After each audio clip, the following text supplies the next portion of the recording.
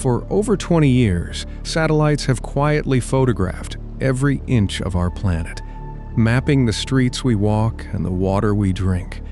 Yet, just beneath the surface of ordinary neighborhoods, dark secrets have remained hidden in plain sight. How many answers are still waiting to be found, frozen in a digital image?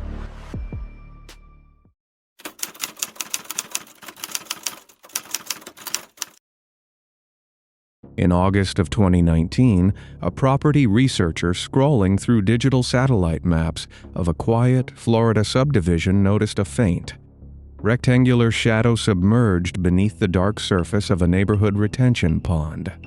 A simple zoom of the screen revealed the unmistakable contours of a sunken automobile lying just off the manicured backyard of a suburban home. When local deputies pulled the heavily corroded vehicle from the murky depths later that afternoon, they uncovered human remains trapped inside the cabin. That single satellite snapshot shattered a 22-year silence, exposing a profound investigative failure that had left a family searching for answers since the late 1990s. In the autumn of 1997, 40-year-old William Mould lived a stable, predictable life in the sprawling suburban expanse of Palm Beach County, Florida. The region during the late 1990s was undergoing massive real estate transformation, where dense wetlands and agricultural tracts were rapidly cleared to make way for upscale gated subdivisions. William worked as a dedicated mortgage broker, spending long hours navigating complex financial paperwork inside air-conditioned offices. Colleagues and family members knew him as a quiet, reliable professional who rarely deviated from his daily routine. He resided in a modest home in unincorporated Palm Beach County alongside his long-term girlfriend, maintaining a quiet domestic life built around steady employment and quiet evenings. He was not a man prone to erratic behavior, reckless financial gambles, or sudden disappearances without explanation. His world stretched across the flat asphalt corridors connecting Lantana Road to the burgeoning residential developments of Wellington. Everything in his environment felt ordered, structured, and entirely secure on the Friday evening of November 7, 1997. To understand the events that unfolded that night, one must map the exact geography of Palm Beach County during this period of rapid expansion. Lantana Road served as a primary east-west arterial highway, cutting through a landscape split between established commercial strip malls on the eastern end and vast, unpaved construction zones to the west. Streetlights along the western stretches were sparse, consisted of dim sodium lamps that cast long orange shadows across wide stretches of dark, unfinished roadway.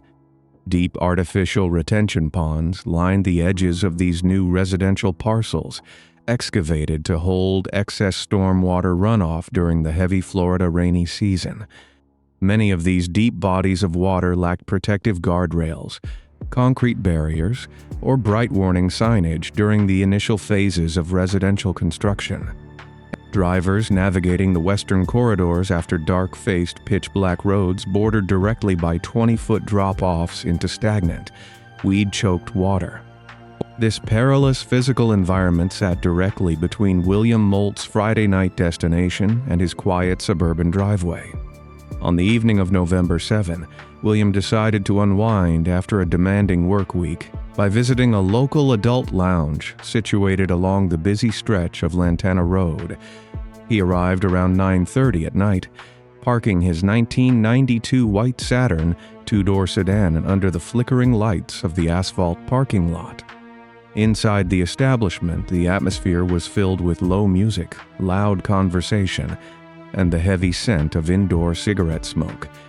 Despite having several alcoholic beverages over the course of the next 2 hours, witnesses later confirmed that he did not appear heavily intoxicated or impaired. At approximately 9:30 that evening, before entering the main seating area, William placed a brief telephone call to his girlfriend at their home. His tone over the receiver was calm, even, and reassuring as he promised her he would return to the residence shortly before midnight.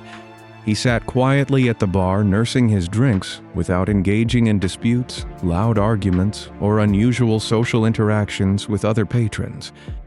Nothing about his demeanor suggested distress, fear, or an intent to abandon his established life. As the clock approached 11 o'clock at night, William stepped away from the bar and walked out through the heavy front doors into the humid Florida night.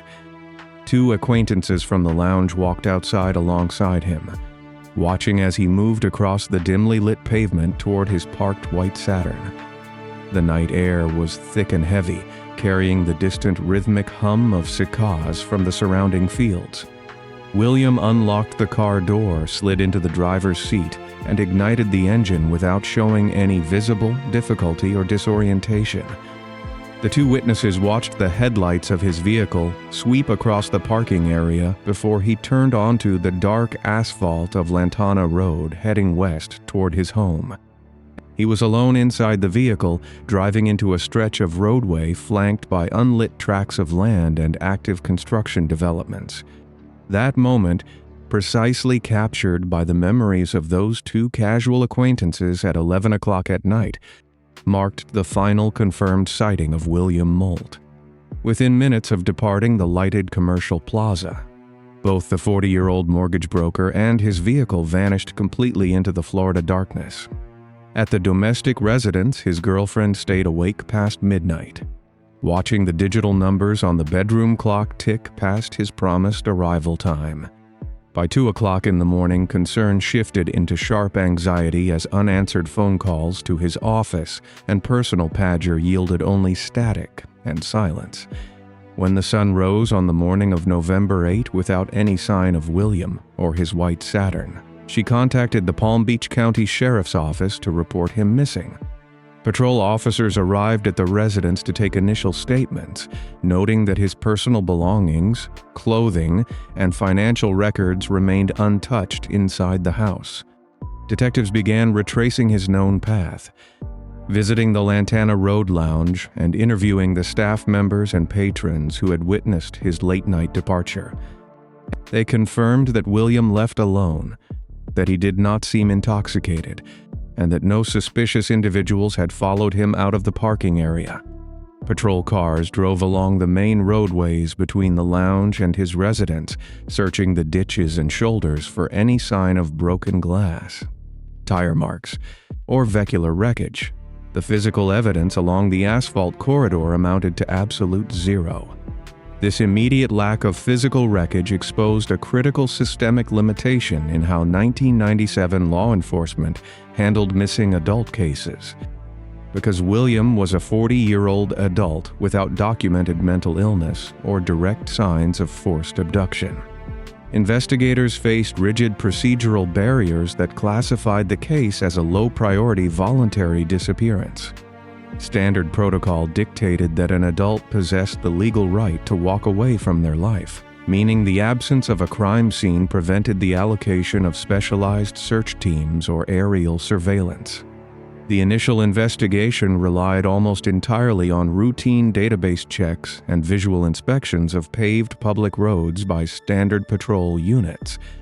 Detectives failed to initiate comprehensive underwater sweeps of the numerous unfenced, newly excavated retention ponds bordering the construction sites right off Lantana Road.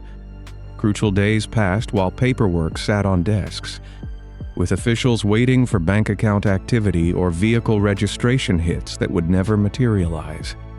The procedural rigidities of the department effectively treated the absence of evidence as evidence of a voluntary departure, leaving his family trapped in a bureaucratic void. During the final weeks of November 1997, the Palm Beach County Sheriff's Office entered William Moult's identifying information and his vehicle identification number into the National Crime Information Center database. Detectives issued formal inquiries to regional financial institutions requesting manual reviews of all checking accounts, credit cards, and automated teller machine transactions linked to his name. Every single inquiry returned with zero activity, proving that not a single dollar had been withdrawn since the afternoon of November 7. law enforcement officers contacted every major hospital emergency care clinic and county morgue across South Florida to cross-reference John Doe admissions against Williams' dental records and physical description. Patrol supervisors instructed field deputies to check abandoned commercial parking lots and remote wooded drop-offs for the 1992 white Saturn during their routine shifts. Yet, without a dedicated search coordinator assigned specifically to track geographical anomalies along his exact driving route, these checks remained scattered and superficial. The investigative focus remained fixed on conventional scenarios like a sudden medical emergency on a distant highway or an unannounced personal relocation. By early 1998, detectives explored a specific investigative hypothesis that William had intentionally staged his disappearance to escape financial or personal pressures. Investigators conducted background interviews with his employer, mortgage clients, and distant relatives to determine if secret debts or hidden relationships existed beneath his stable exterior. Forensic accountants reviewed his professional closings and mortgage broker escrow accounts, searching for missing funds, fraudulent transfers, or impending legal troubles that might motivate a sudden flight. The financial audit confirmed that every single cent in his professional accounts was perfectly accounted for, dismantling the theory of a white-collar criminal getaway. Detectives also explored the possibility that he had traveled to an out-of-state transportation hub, requesting passenger manifests and parking enforcement logs from the Palm Beach International Airport and regional train stations. Every single lead led to an absolute dead end, leaving the voluntary departure theory unsupported by even a shred of factual proof. Despite this lack of evidence for voluntary flight, the department maintained its passive stance, refusing to reclassify the investigation as a potential local vehicular accident requiring specialized physical recovery efforts. The family's repeated requests for deep water sonar sweeps along the residential construction zones of Wellington were dismissed due to budget constraints and lack of jurisdictional mandate. As 1998 turned into the early years of the 2000 decade, the physical landscape where William vanished underwent a massive permanent transformation. The dark, unfinished construction site, known as the Grand Isles Housing Development on Lantana Road, was fully paved, landscaped, and populated with large upscale suburban homes. Earth-moving machines graded the banks of the deep retention pond on Moonlit Drive, turning the treacherous 20-foot drop-off into a serene behind-the-home water feature surrounded by manicured turf. Families moved into the new residences, setting up patio furniture, grilling burgers, and watching their children play mere yards away from the dark, stagnant water of the neighborhood pond. Local police units frequently drove through the gated community on routine security patrols, rolling right past the exact spot where the white Saturn sat submerged beneath the surface. The growth of the community completely masked the original topography of the 1997 construction site, erasing any lingering surface signs of an old vehicular roadway departure. For over a decade, hundreds of residents lived, celebrated, and relaxed around the edge of a retention pond that held a hidden underwater tomb. The physical reality of the case was frozen in place beneath 12 feet of murky water, while the world above moved forward, oblivious to the proximity of the missing man. In the year 2007, a significant technological milestone occurred that should have broken the case open, yet resulted in another frustrating failure of observation. Google Earth updated its detailed public satellite imagery archives for South Florida, capturing high-resolution aerial photographs of the Grand Isles development in clear daylight. Because the retention pond on Moonlit Drive was relatively shallow and the sun hit the water at a direct vertical angle during the satellite pass, the bright white outline of Williams' car was clearly captured on digital maps.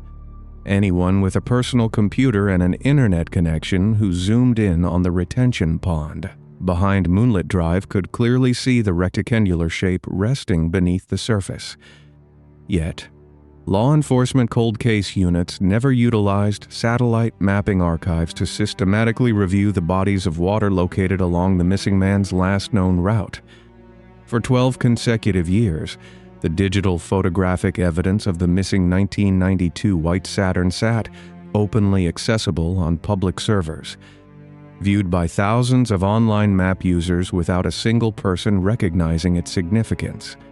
The police department's failure to integrate modern geographic information system tools into their cold case review protocols allowed the vehicle to remain undetected right on public screens. The system waited passively for a random civilian tip rather than actively deploying the technological tools readily available at their desks.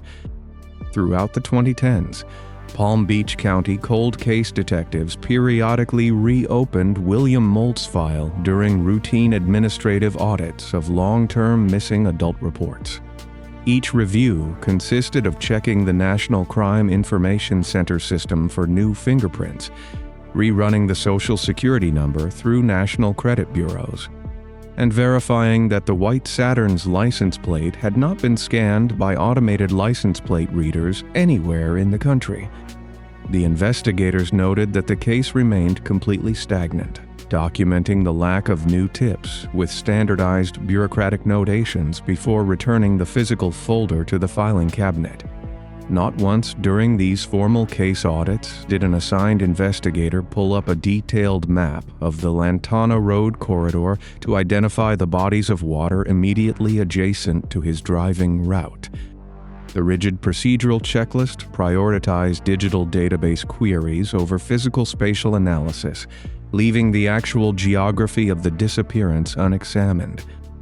This bureaucratic inertia ensured that 22 years passed without a single police diver ever dipping a toe into the ponds located within a 5-mile radius of the adult lounge. The family endured over 2 decades of ambiguous grief, forced to live with the agonizing uncertainty of whether William had abandoned them or suffered an unseen fate, all while the answer sat submerged inside a neighborhood pond just miles away. August 28, 2019. A former resident of the Grand Isles community sits at his computer screen, researching property boundaries using Google Earth satellite imagery. He zooms deeply onto the neighborhood block surrounding Moonlit Drive. The layout of the subdivision consists of curved asphalt streets wrapping around a central 70-foot wide retention pond. The rear property lines of several suburban homes slope gently directly down to the water's edge. As the researcher scans the northern cove of the pond, a faint, unnatural geometric shape catches his eye beneath the green surface. He leans closer to the monitor. The shape is distinctly rectangular. It possesses the exact dimensions of a 2-door passenger automobile. It lies submerged mere feet away from the manicured grass of a residential backyard. The researcher immediately contacts Barry Fay, the current homeowner whose backyard borders the exact spot where the underwater anomaly sits. Barry steps out onto his rear patio and stares into the dark, murky water of the retention pond right behind his house. From the surface level, the heavy algae and reflection of the sun make the deep water entirely opaque. Barry calls a neighbor across the street who owns a small personal quadcopter drone equipped with a high-definition camera. They launch the drone straight up into the air above the backyard water. The camera tilts downward toward the surface. The high-angle digital video feed streams straight to the handheld controller screen. The white roof and trunk of a heavily submerged car are unmistakable. Barry dials 911 immediately. Palm Beach County Sheriff's Office patrol units race into the quiet streets of the Grand Isles subdivision. Specialized marine recovery divers arrive on Moonlit Drive with heavy towing cables and inflatable buoyancy lift bags.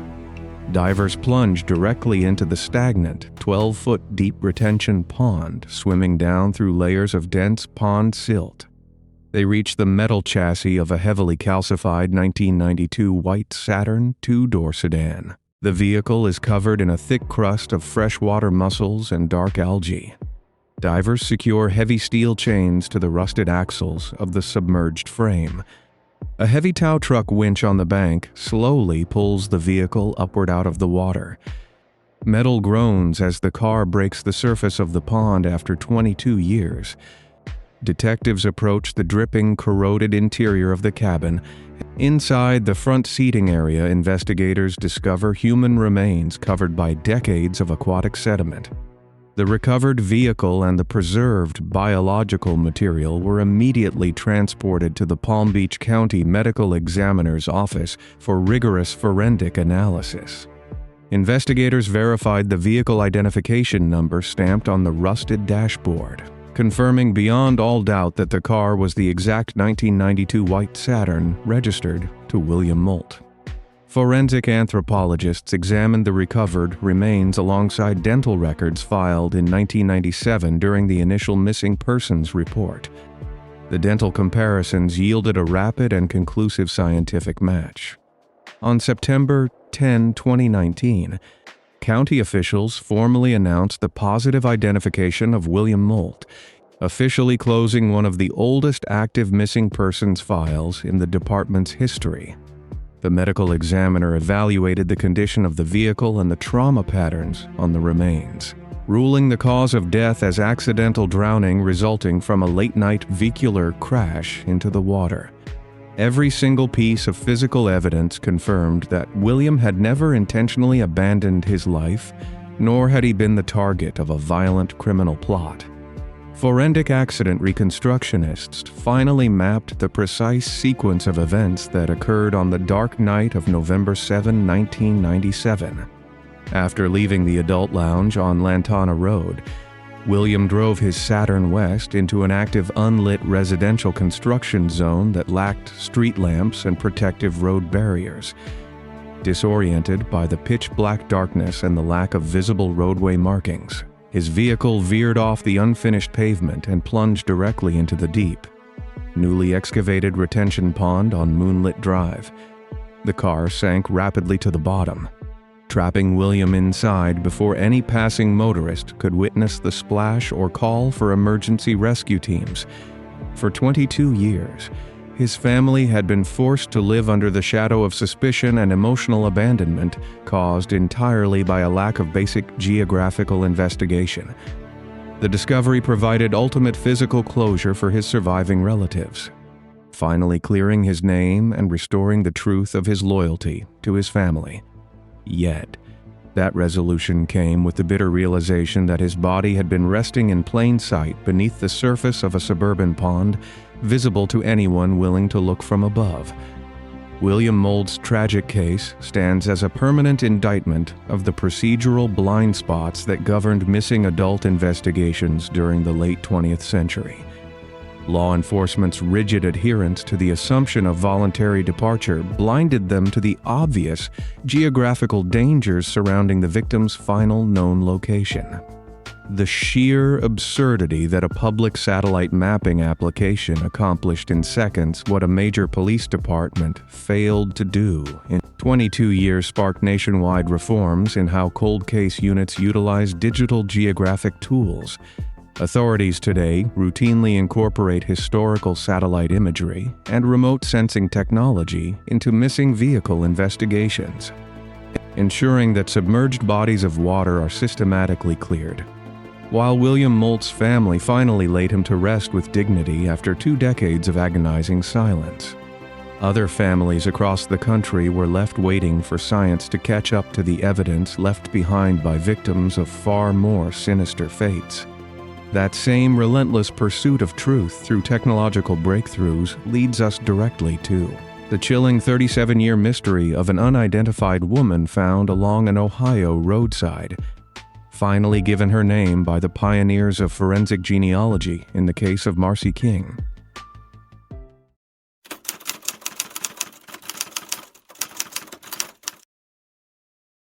In April 2018, a genealogist uploaded a genetic profile to an open-source database. Within hours, a matching digital signal flashed on the computer monitor. 37 years of anonymity shattered in an instant.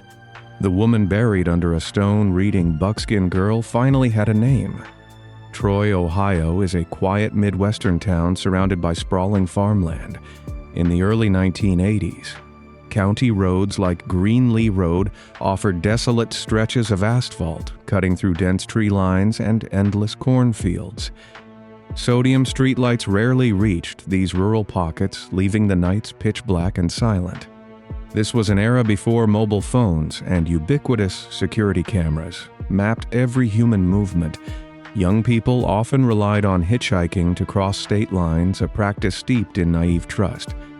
The highway systems functioned as concrete rivers carrying drifters, runaways, and travelers looking for adventure.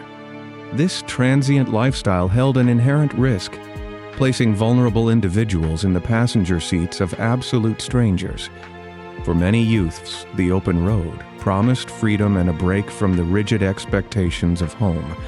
For one young woman, that promise transformed into an inescapable trap.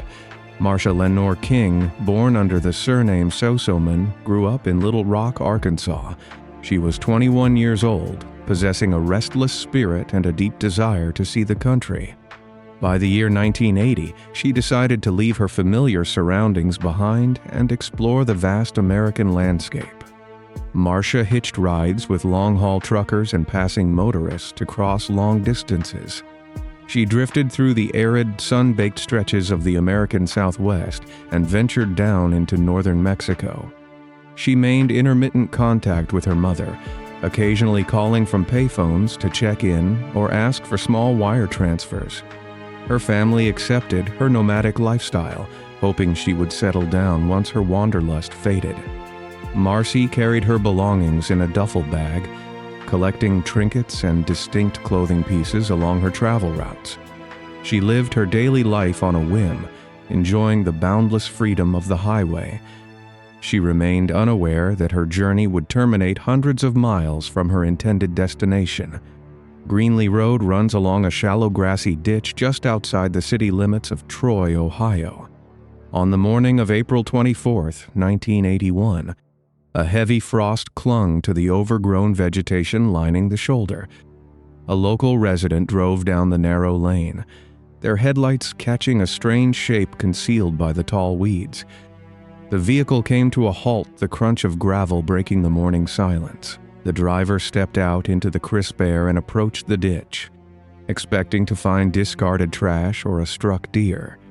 Instead, the resident made a grim discovery that haunted the community for 4 decades. A young woman lay motionless in the grass face down and unresponsive to the approaching footsteps. The resident rushed to a nearby farmhouse to dial the emergency dispatch operator. Within minutes, the Miami County Sheriff Patrol cruisers descended upon the quiet rural road, their sirens echoing through the farmland. First responders established a wide perimeter around the ditch, stepping with caution to avoid disturbing the dew-soaked grass. The victim wore a unique Native American-style fringed buckskin jacket, bell-bottom denim jeans, and a brown turtleneck sweater. She lacked any shoes or socks, a physical detail that struck the lead detectives as suspicious. Her face showed clear signs of severe blunt force trauma. A tight ligature mark encircled her neck, indicating she suffered a fatal restriction of her airway. Law enforcement scoured the immediate vicinity for a purse, a wallet, or any form of identification cards. They found nothing but the clothes on her back, stripping her of her name and her history. The pristine condition of her clothing suggested someone placed her in the ditch mere hours before the sun rose. Detectives realized the location served only as a disposal site, meaning her tragic end occurred at a different location. With no name and no immediate witnesses, the victim was logged into the county files under the moniker Buckskin Girl. The initial 48 hours of the investigation yielded 0 viable leads. Detectives fingerprinted the unknown woman and ran the ink prints through the national law enforcement databases, expecting a quick match. The teletype machines printed endless lines of negative results, confirming she had no prior criminal record. Investigators physically drove to truck stops, diners, and motels along Interstate 75, showing a post-mortem photograph to waitresses and cashiers. No one recognized the young woman or her fringed jacket. The sheriff department then compiled a list of over 200 missing women from the surrounding states.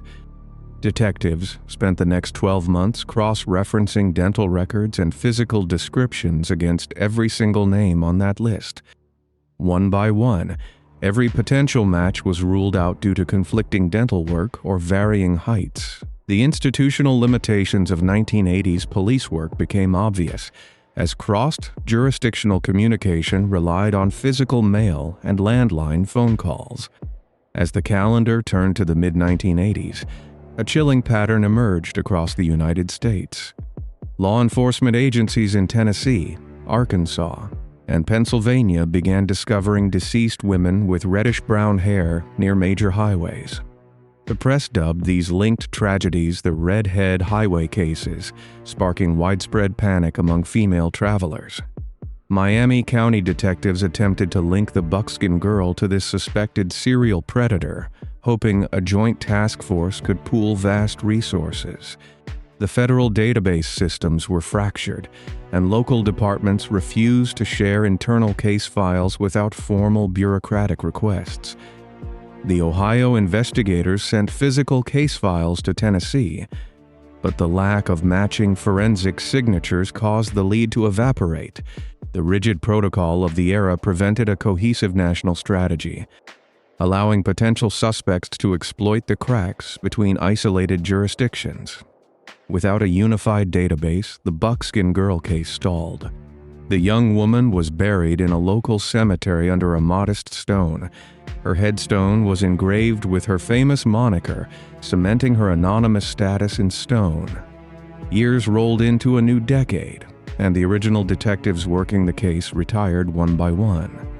New investigators took over the dusty file boxes, refusing to let the young woman fade into obscurity. In the year 1990, the department enlisted the help of forensic artists to create three-dimensional facial reconstructions. Specialists applied clay to a molded cast of the victim, recreating her facial features based on precise tissue depth markers. The resulting bust was photographed and distributed to local newspapers and national television broadcast networks. Detectives manned phone banks, waiting for a grieving family member to recognize the clay face staring out from the screen. A few tipsters called in with supposed sightings, sending officers on wild goose chases across neighboring counties. Every single lead led to a dead end, as the callers consistently misidentified the victim as local runaways who were later found safe. The psychological toll on the detectives grew heavy, knowing a mother somewhere waited for a phone call that never came. By the year 2008, advancements in scientific technology offered a new avenue for the Miami County investigators. Detectives committed the preserved clothing of the buckskin girl to a specialized environmental laboratory for microscopic analysis. Forensic botanists extracted trace amounts of pollen deeply embedded in the fibers of her fringed jacket. The specific pollen spores matched flora native only to the American Southwest and the northern regions of Mexico. Investigators then utilized stable isotope analysis on the victim's hair strands to track her water consumption patterns. The chemical signatures in her hair confirmed she spent the final months of her life migrating through arid southern climates before arriving in Ohio. This geographic data reshaped the investigation, proving the young woman was a transient traveler rather than a local Ohio resident. Despite this massive breakthrough in her timeline, the scientific data could not provide a name or a suspect. The trail went cold, once again locked behind the limitations of contemporary testing technology. The physical evidence boxes sat on heavy steel shelving in the evidence room for another decade. The degraded state of the biological samples gathered in 1981 made traditional genetic testing nearly impossible.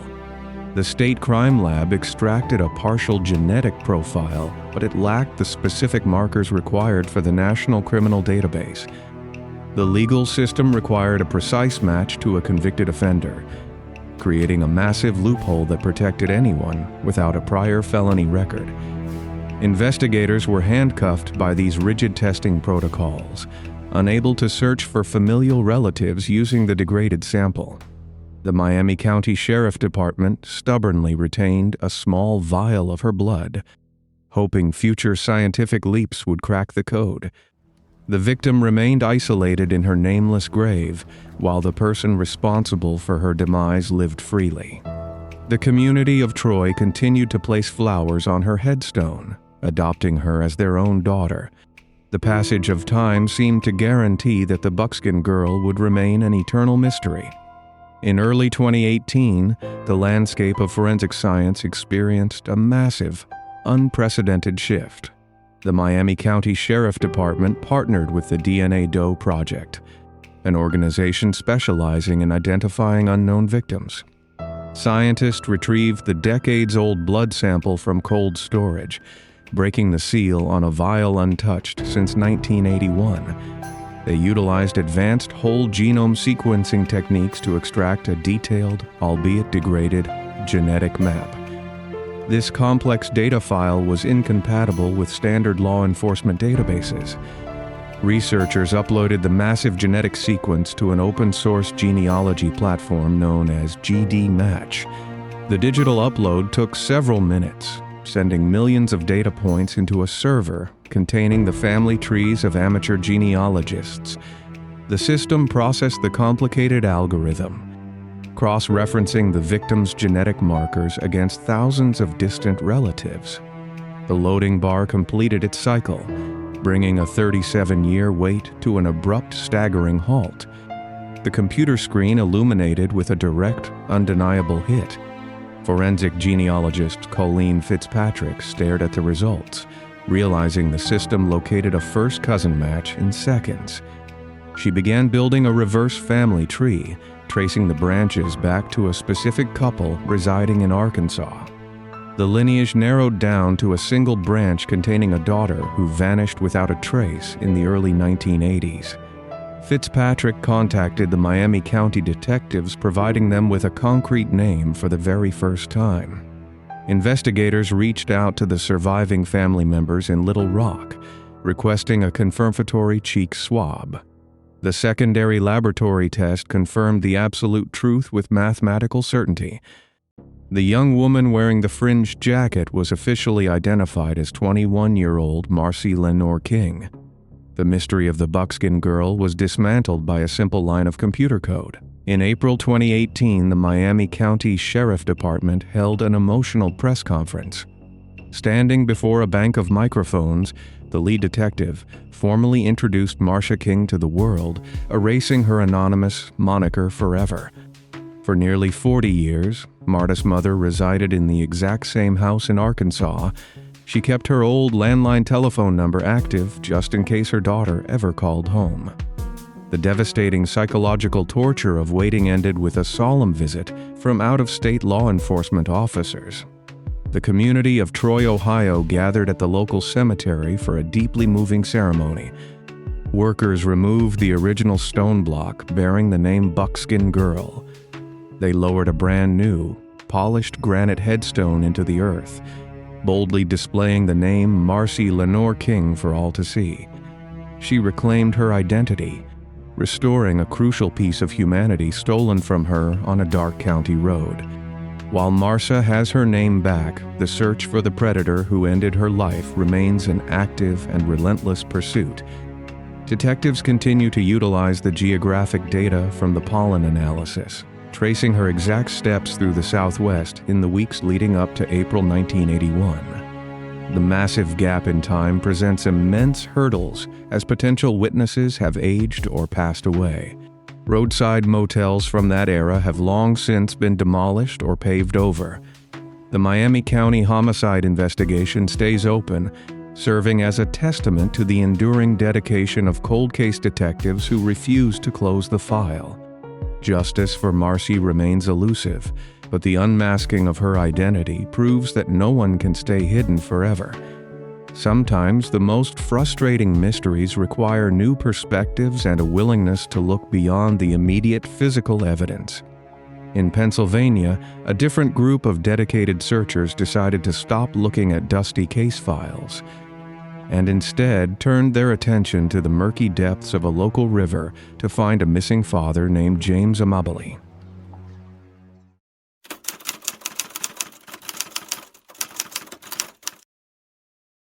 In March 2022, a volunteer dive team launched a small aluminum boat into the freezing murky waters of a Pennsylvania creek. They stared at a glowing sonar screen mapping the lightless river below. The digital display revealed the distinct rectangular outline of a submerged sport utility vehicle resting 24 feet deep in the silt. Divers plunged into the zero-visibility water and traced their hands along the algae-covered metal of a green Ford Explorer. They felt something else jotting through the engine block. A massive industrial concrete construction pylon pinned the vehicle to the riverbed. The divers had just located a man who vanished into thin air 18 years prior, exposing a massive blind spot in local law enforcement search protocols. James Amabile was a 38-year-old man living a quiet, structured life in Ridley Township, Pennsylvania. Friends and family called him Jimmy.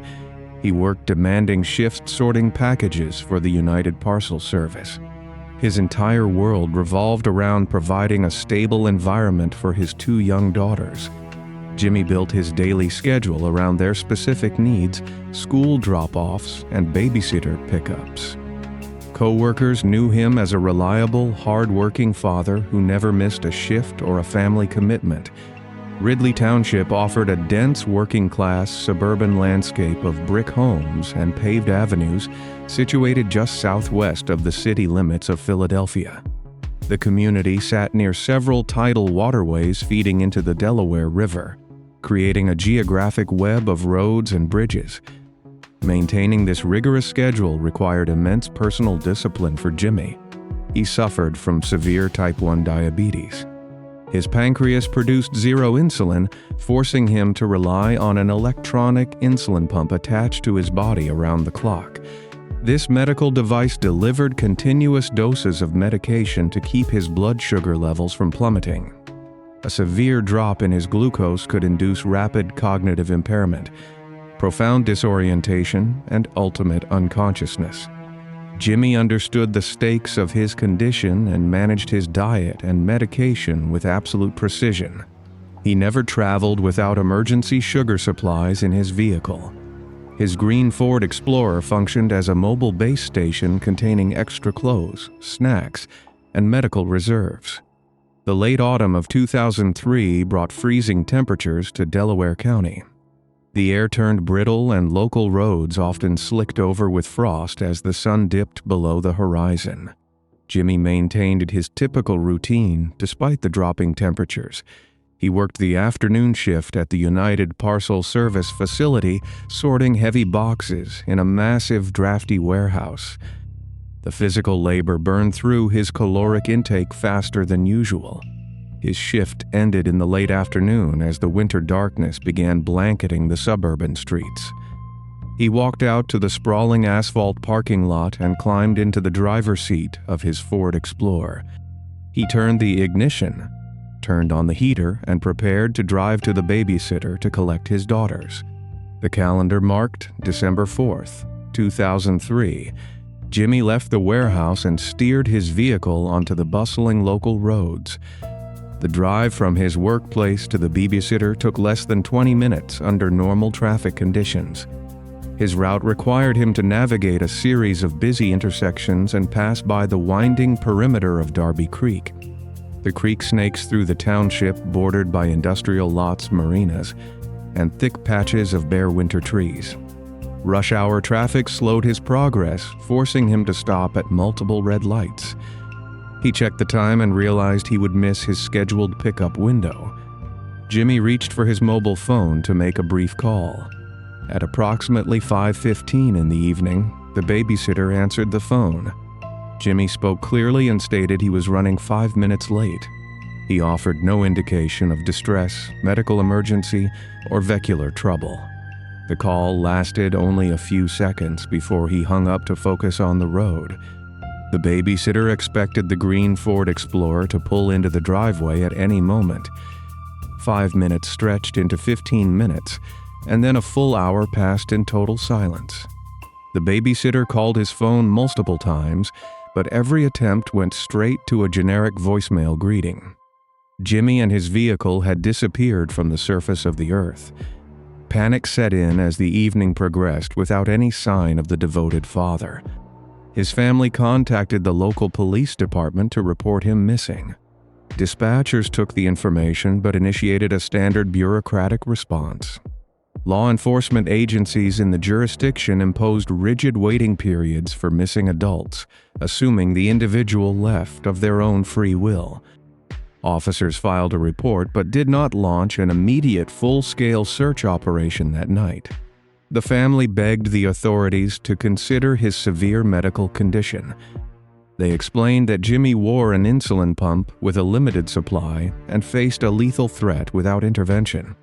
The police labeled him a missing person but failed to classify the situation as a critical medical emergency requiring immediate mobilization.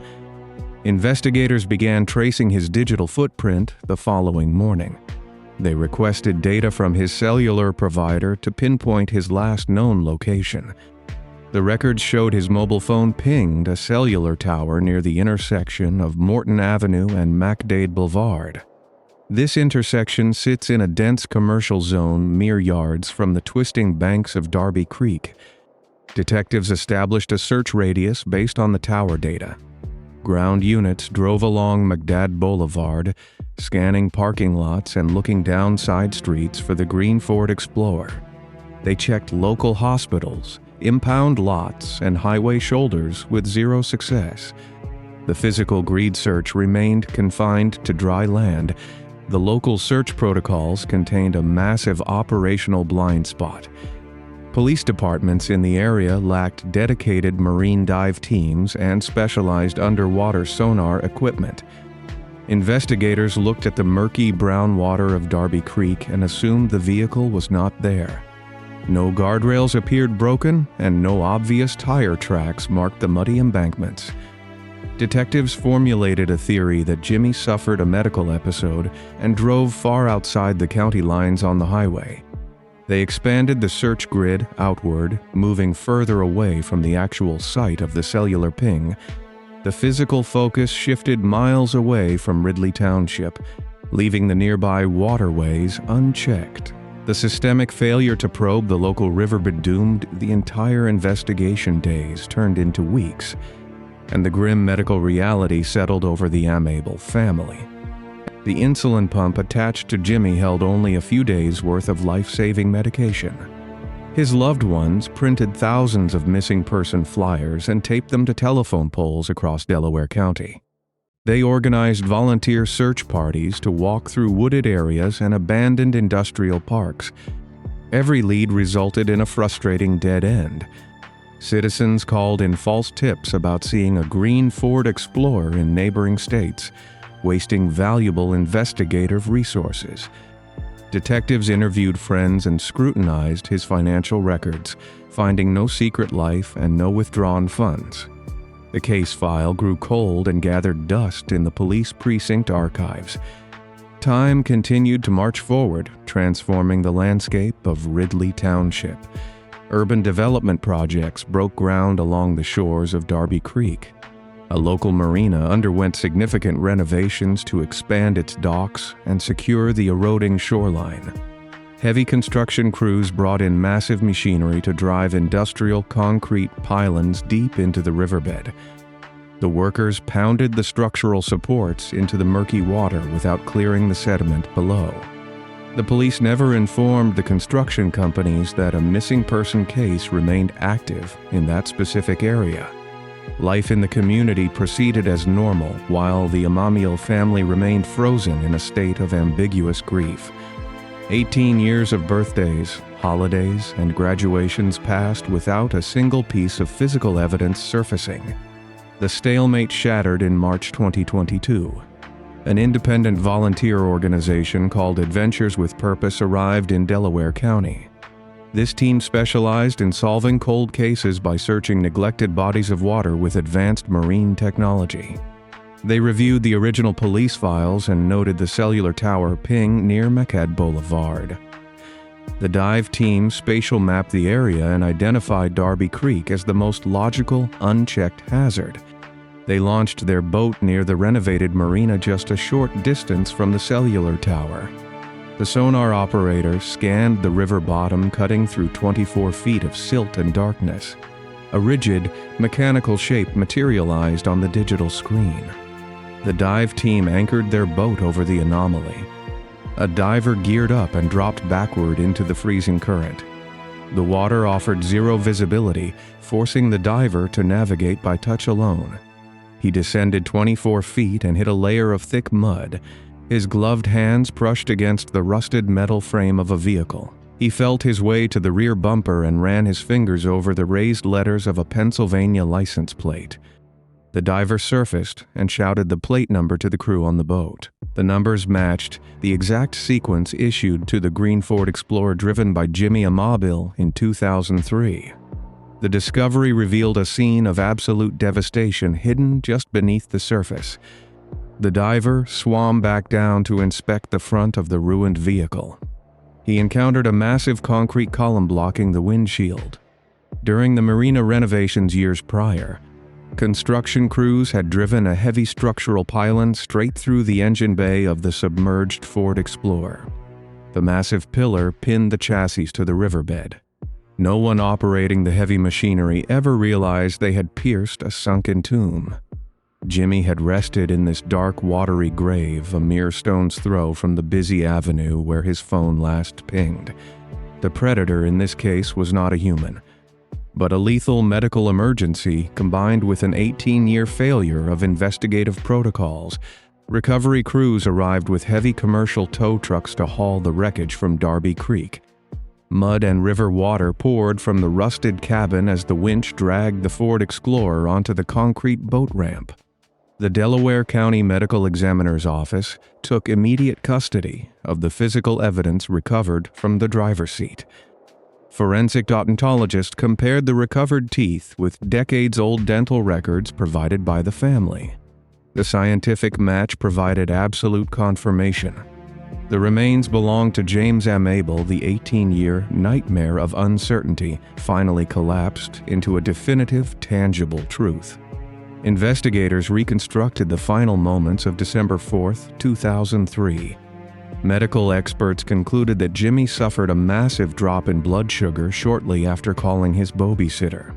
The sudden diabetic emergency caused severe cognitive disorientation, stripping away his ability to navigate the vehicle safely. He drifted off the roadway, bypassed the natural barriers, and plunged silently into the freezing waters of Darby Creek. The coroner officially ruled the death a tragic medical accident with zero criminal elements involved. The family finally held a proper funeral, laying a devoted father to rest after nearly 2 decades of agonizing systemic failure. The resolution of this case highlighted the profound power of dedicated search teams, but another mystery waiting in a different Pennsylvania jurisdiction would require a breakthrough on a microscopic scale. While the Amabile family found their answers at the bottom of a murky creek, investigators just a few miles away faced a much older ghost. A different family tree remained fractured, holding the key to an identity stolen decades earlier.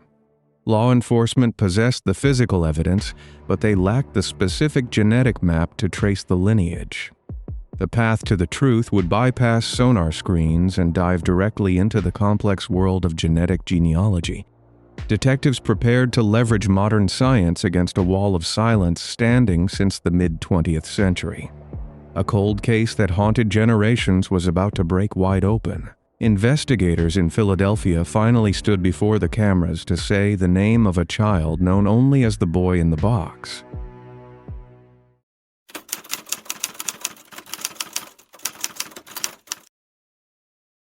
In December 2022, Philadelphia investigators stood before a sea of cameras and reporters, ending a 65-year silence.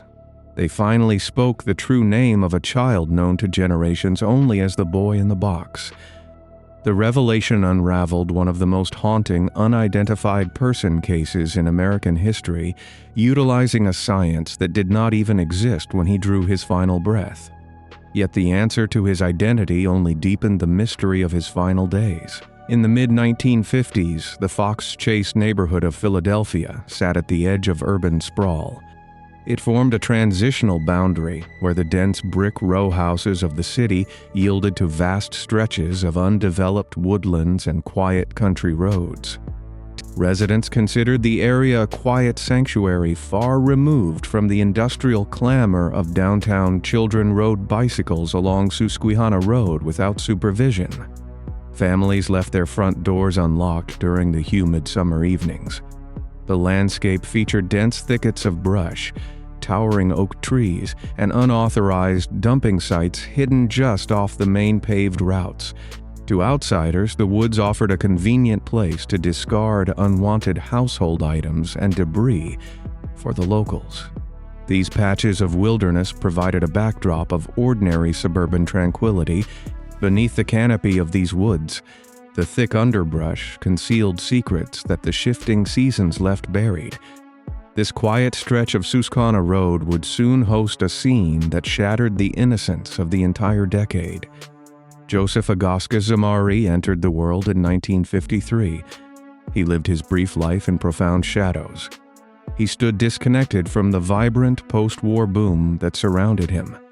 While other children his age learned to read and played in public parks, Joseph experienced a reality defined by closed doors and hidden rooms. The authorities would later discover a child who endured sustained starvation and physical neglect. This deprivation reduced a growing boy to a state of severe malnutrition. His fragile frame bore the scars of a hidden life, reflecting an existence devoid of basic human warmth or medical care. Neighbors never saw him running through the local streets. Schools never registered his name on their attendance rosters. He existed as a ghost long before his tragic end. The grim sequence of events began to unfold on February 25, 1957. The geography of Susquehanna Road consisted of a narrow asphalt path flanked by dense, leafless winter vegetation and steep embankments.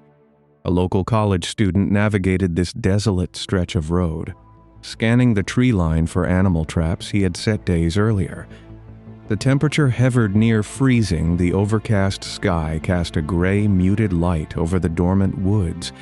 About 100 feet off the paved road, the brush gave way to a small clearing littered with dumped trash and decaying debris. Within this unauthorized dumping ground, a large cardboard box sat half-hidden by the tangled winter brambles. The box originally held a woven bassinet, evident from the fading department store stamp printed on its side. It looked like just another piece of discarded suburban refuse left to rot in the cold elements. The student pushed through the thorny branches, his boots crunching against the frost-hardened earth as he approached the carton. As the young man stepped closer, he noticed the cardboard lid resting ajar. He peered inside the narrow opening, expecting to find animal remains or ruined clothing. His eyes locked onto a cheap, faded plaid blanket wrapped around a small, fragile form. The pale, lifeless body of a young boy lay curled inside the box. His hair lay chopped off in clumsy clumps that still clung to his face and shoulders. The child appeared malnourished, his collarbones protruding and his small limbs covered in dark bruises. The student stared in disbelief at the delicate features of the boy. The reality of the situation froze him in place. Panic set in, prompting him to flee the woods and rush to the nearest telephone to alert the authorities. Within hours, police cruisers swarmed the quiet stretch of Susquehanna Road, their sirens cutting through the winter silence. The Philadelphia Police Department launched a massive dragnet around the Fox Chase neighborhood on February 26, 1957.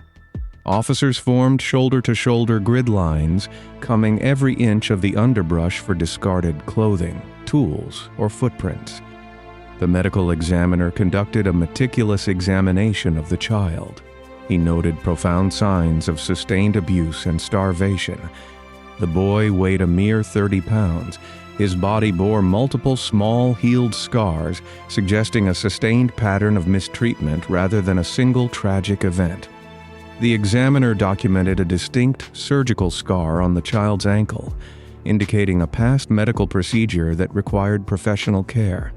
Investigators assumed this specific anatomical clue would lead them straight to a hospital record and a grieving family. Detectives fanned out across the city, carrying post-mortem photographs of the boy to pediatricians, emergency rooms, and local clinics. They checked every surgical log and birth registry in the state of Pennsylvania. By March of 1957, the sheer scale of the anonymity became a staggering challenge. The police department took the unprecedented step of printing over 400,000 flyers featuring the boy's face. Officers inserted these notices into every gas bill and utility envelope mailed out across the greater Philadelphia area. Detectives visited local orphanages, foster care facilities, and schools, inspecting the faces of thousands of children. They initiated a massive fingerprinting campaign, taking the ink impressions of countless students in an attempt to find a matching sibling. Citizens flooded the precinct with telephone calls, offering vague tips and reporting every unfamiliar child they had seen in the past year. The police investigated a nearby foster home located just 1.5 miles from the crime scene. They suspected the family who ran the facility. Detectives interviewed the foster father multiple times, attempting to connect a discarded bassinet to his household. Lacking concrete physical evidence or a confession, the department hit a solid brick wall, unable to secure a search warrant or file charges. The investigation soon fractured under the weight of rigid bureaucratic protocols and jurisdictional silos. At the time, law enforcement agencies lacked a centralized national database for missing persons or unidentified remains. When detectives requested birth records from neighboring states like New Jersey and Delaware, they encountered massive administrative hurdles. Local clerks in other counties refused to search through thousands of paper files without a specific name or exact date of birth. This stubborn reliance on localized paper records meant a child born just 20 miles across state lines existed in a void. A tip came in regarding a transient carnival worker who had traveled through the area with a small child. The Philadelphia police sent telegraph messages to jurisdictions along the East Coast, begging for transit logs and fairground rosters. By the time the requested documents arrived via standard mail weeks later, the carnival had dissolved and scattered. The rigid nature of 1950s policing prevented rapid information sharing. These systemic flaws allowed crucial windows of opportunity to close. The investigative team maintained a daily vigil over the case files throughout 1958 and 1959. They chased down the origins of the bassinet box. They tracked the specific manufacturing run to a store in Upper Darby.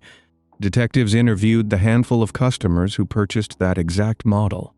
Every buyer accounted for their box or demonstrated a clear alibi. Another bizarre lead emerged when a woman from Ohio claimed her mother had purchased the boy and subjected him to horrific abuse. She provided specific details about a bath that preceded his tragic end, aligning with certain unreleased forensic observations. The police devoted extensive resources to verifying her claims, sending investigators to interview her family and neighbors. Psychiatrists deemed her statements unreliable due to profound mental health issues, forcing detectives to close the file on her account. The department buried the unknown child in a potter's field, labeling his headstone with a simple plea for heavenly blessing. The turning point required another exhumation and a total shift in forensic methodology. The authorities brought the child out of the earth once more in 2019 to attempt a more advanced extraction. Specialists at highly guarded laboratories isolated a viable strand from the degraded material found deep within the child's structure. They generated a comprehensive sequence, mapping the specific genetic markers that linked the child to unknown ancestors. Investigators uploaded this digital blueprint into massive public databases used for genealogical research, searching for distant cousins. The process demanded thousands of hours of painstaking documentary research. Experts constructed massive family trees on giant whiteboards. Genealogists traced census records, marriage certificates, and obscure property deeds dating back to the early 20th century. They eliminated branches of the tree, focusing on a specific family line residing in Philadelphia during the early 1950s. The relentless deduction narrowed the focus to a distinct set of parents, bringing the detectives right to the precipice of a final answer. The genealogical web collapsed onto a single point of origin. The digital data pointed to a specific family living in West Philadelphia. Detectives cross-referenced the newly discovered names with historical records. They pulled obscure, sealed birth certificates from the state archives. A missing piece of the puzzle fell into place. The documents proved the birth of a male child in 1953. This specific child never registered for any public or private school. He never received a social security number or a medical record. He vanished from all official documents shortly after his birth. The parents concealed his existence from the outside world. The ultimate truth painted a terrifying picture of his final days. The child did not wander into those freezing woods by accident. A trusted caretaker brought him to that desolate dumping ground. They stripped away his identity to protect themselves. They chopped off his hair to prevent any physical recognition. They wrapped his bruised body in a cheap, unidentifiable blanket. They sealed him inside a discarded cardboard box. They abandoned him to the freezing winter elements without a second thought. The perpetrators then returned to their ordinary, quiet, suburban routines. They maintained absolute, unbreakable silence while the entire nation searched for the boy. On December 8, 2022, the Philadelphia Police Department convened a solemn press conference. The room fell silent as the police commissioner stepped up to the podium. For the first time in 65 years, authorities spoke the name Joseph Augustus Zamari into the public record. They revealed that the boy had prominent siblings still living within the state of Pennsylvania. Out of respect for the surviving relatives who had no knowledge of the events, the police withheld the specific names of his parents. The announcement brought a profound sense of closure to the retired detectives who had spent their entire careers chasing ghosts. They replaced the generic headstone at his gravesite with a new marker bearing his true name. Despite the monumental breakthrough in identity, the pursuit of total justice remains incomplete. The authorities classified the case as an open, active criminal investigation. The specific individual who struck the fatal blow has never faced a criminal tribunal or sat inside a prison cell. Time and mortality have shielded the primary suspects from facing any legal consequences in a courtroom. The identification of Joseph Augustus Zamari proved that modern science could pierce through decades of intentional deception. Law enforcement agencies across the country realized the unprecedented power of this new genetic tool. This exact same forensic technique would soon crack another impossible case wide open, bringing a completely different predator out of the shadows. The genetic dragnet was about to catch a man named William Talbot II.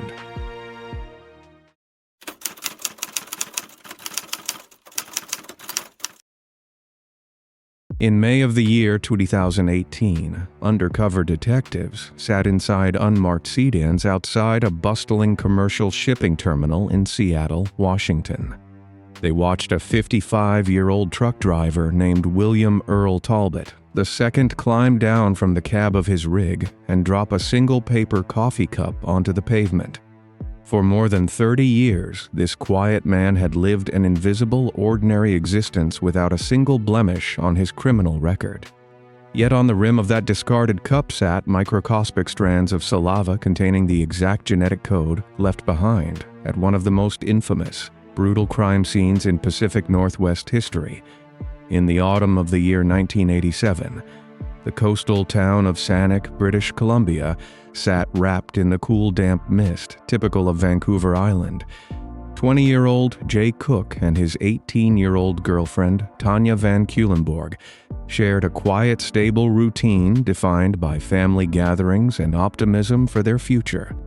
Jay worked diligently at a local carpet store and spent his free time rebuilding mechanical engines with patient, careful precision. Tanya had recently graduated from high school and worked at a neighborhood daycare center where her gentle nature earned the affection of every child.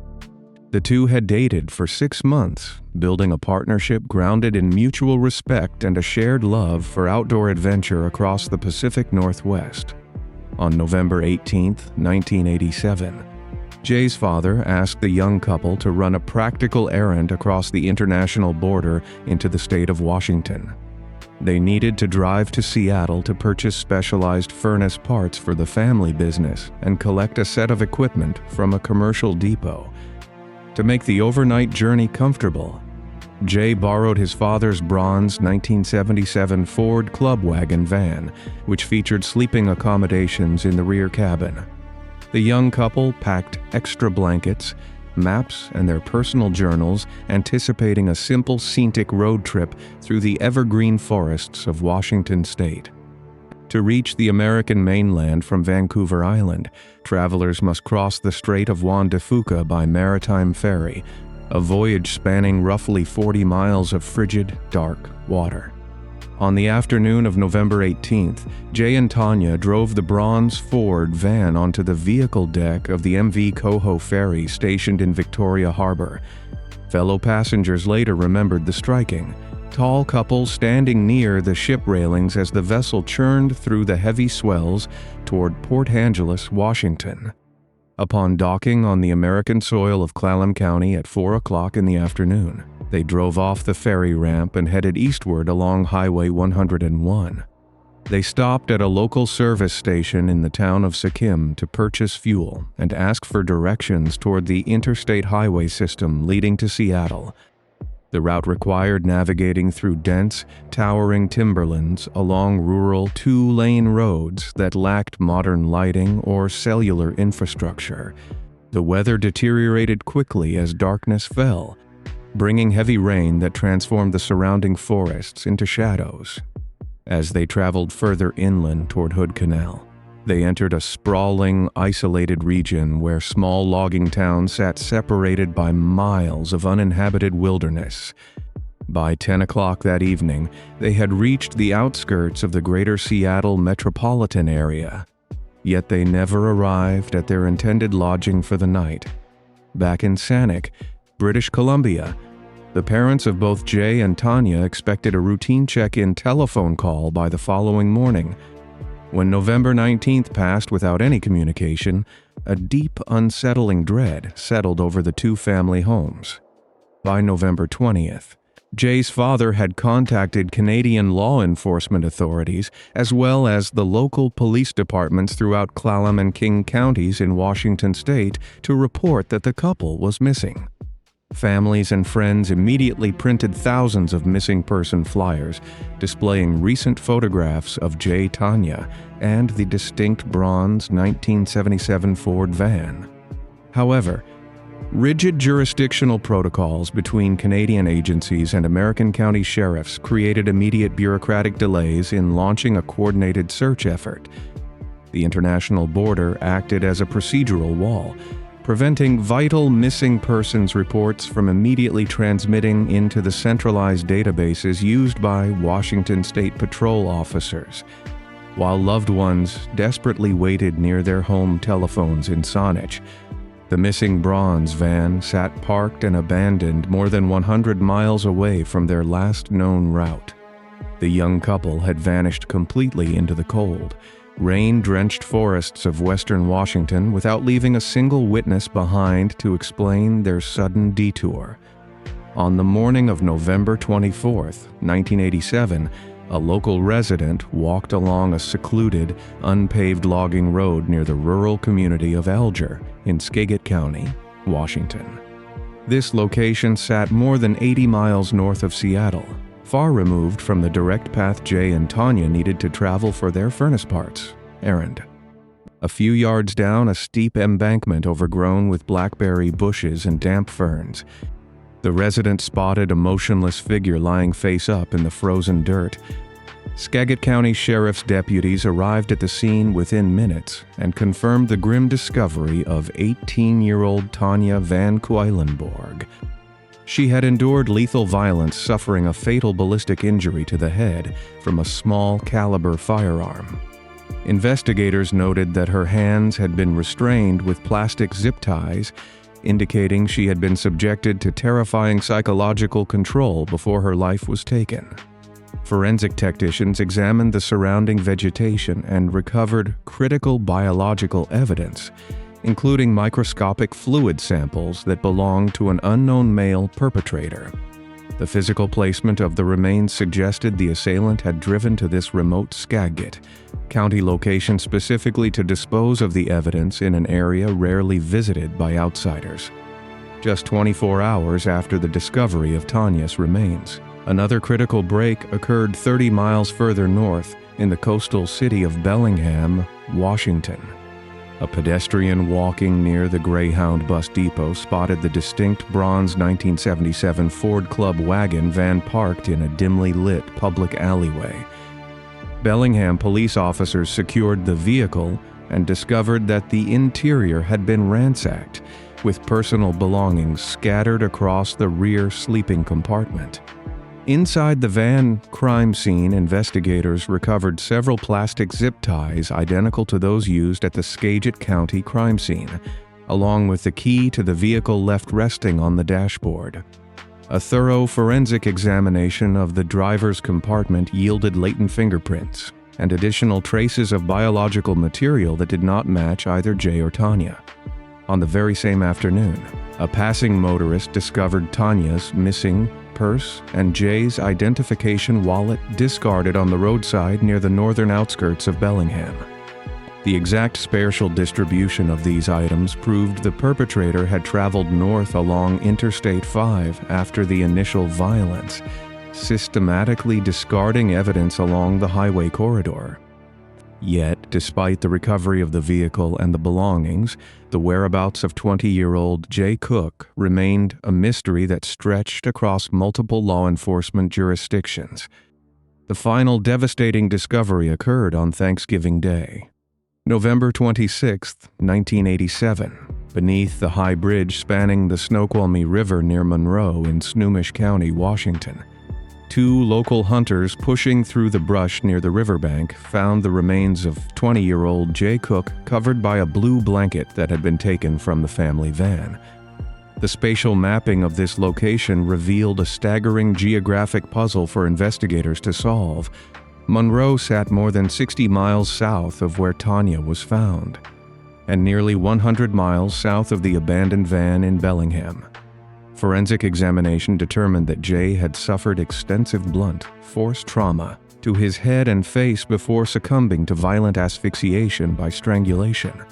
The killer had used twine and a bright red dog collar to restrain and control the young man during his final hours of life. Detectives concluded that the perpetrator had encountered the couple shortly after their ferry arrival, overpowered them through physical threats, and forced them on a multi-county ordeal across western Washington. By scattering the victims, the vehicle, and the discarded wallets across 3 separate counties, the assailant intentionally forced 3 different local police departments to handle pieces of the same complex crime. This calculated scattering of evidence successfully overwhelmed the communication networks of local law enforcement agencies in the era before digital communication existed. In the months following the discoveries, investigators from the Skagit County Sheriff's Office, the Snohomish County Sheriff's Office, and the Bellingham Police Department attempted to build a cohesive timeline. However, the absence of a unified task force structure in the late 1980s created significant procedural roadblocks that crippled the initial progress of the investigation. Each independent agency maintained its own physical paper files, which prevented detectives in Monroe from instantly comparing witness tips with those received by deputies in Alger. when Canadian authorities collected hundreds of public tips from Vancouver Island residents. The international border transfer of this information relied on physical mail and slow facsimile transmissions. During this critical window, detectives pursued numerous potential suspects, including local transient laborers, known sex offenders living in Skagit County, and prison escapes reported in the region. One major dead end occurred when investigators focused intensely on an anonymous letter sent to the Canadian families, which claimed the crime was linked to an organized narcotics trafficking ring operating across the border. Detectives wasted months tracing the origin of these letters, only to determine they were cruel hoaxes penned by an unrelated individual seeking attention from the tragedy.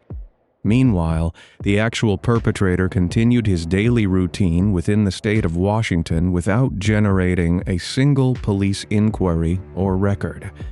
As the calendar turned from the 1980s into the 1990s, active leads diminished until the investigation was officially classified as a cold case. Despite the lack of immediate progress, forensic technicians from the Washington State Patrol Crime Laboratory meticulously preserved the biological evidence recovered from Tanya's clothing and the interior of the bronze van. These scientists understood that laboratory technologies were advancing rapidly, and they took immense care to freeze and secure the microscopic fluid samples extracted during the original 1987 autopsies.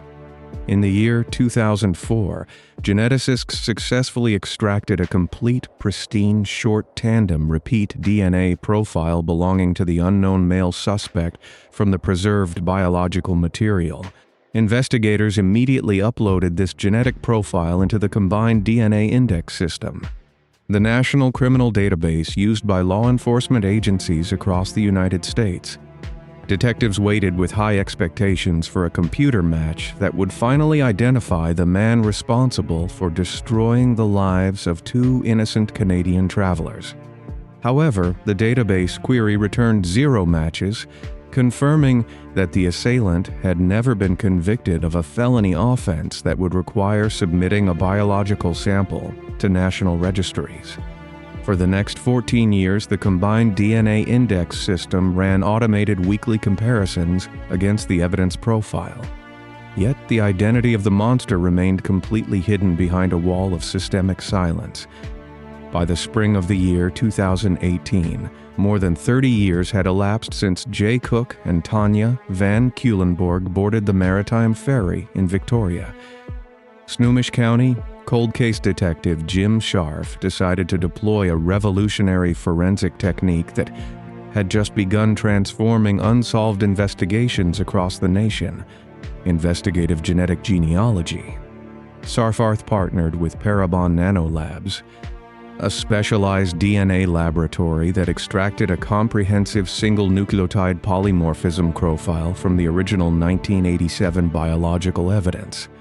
Instead of searching national criminal registries, scientists uploaded this detailed data file into public genetic genealogy databases where everyday citizens shared their DNA sequences to research family heritage. The task of interpreting the resulting genetic matches fell to Cease Moore, an expert genetic genealogist who specialized in reconstructing complex family trees from distant genetic connections. Moore discovered 2 distinct familial lines that shared significant amounts of centimorgans with the unknown suspect, indicating that the perpetrator was a direct descendant of those 2 specific bloodlines.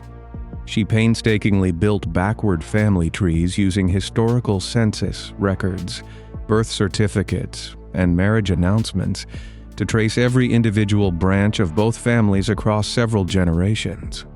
Within just 4 days of analytical work, Moore identified the single historical point where those 2 distinct family lines intersected through a marriage in western Washington.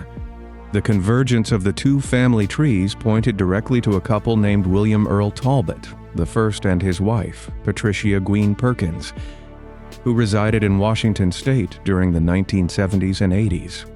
Cease Moore examined the genealogical records of this couple to determine every child born to their union. searching for a male descendant who fit the chronological profile of the 1987 perpetrator.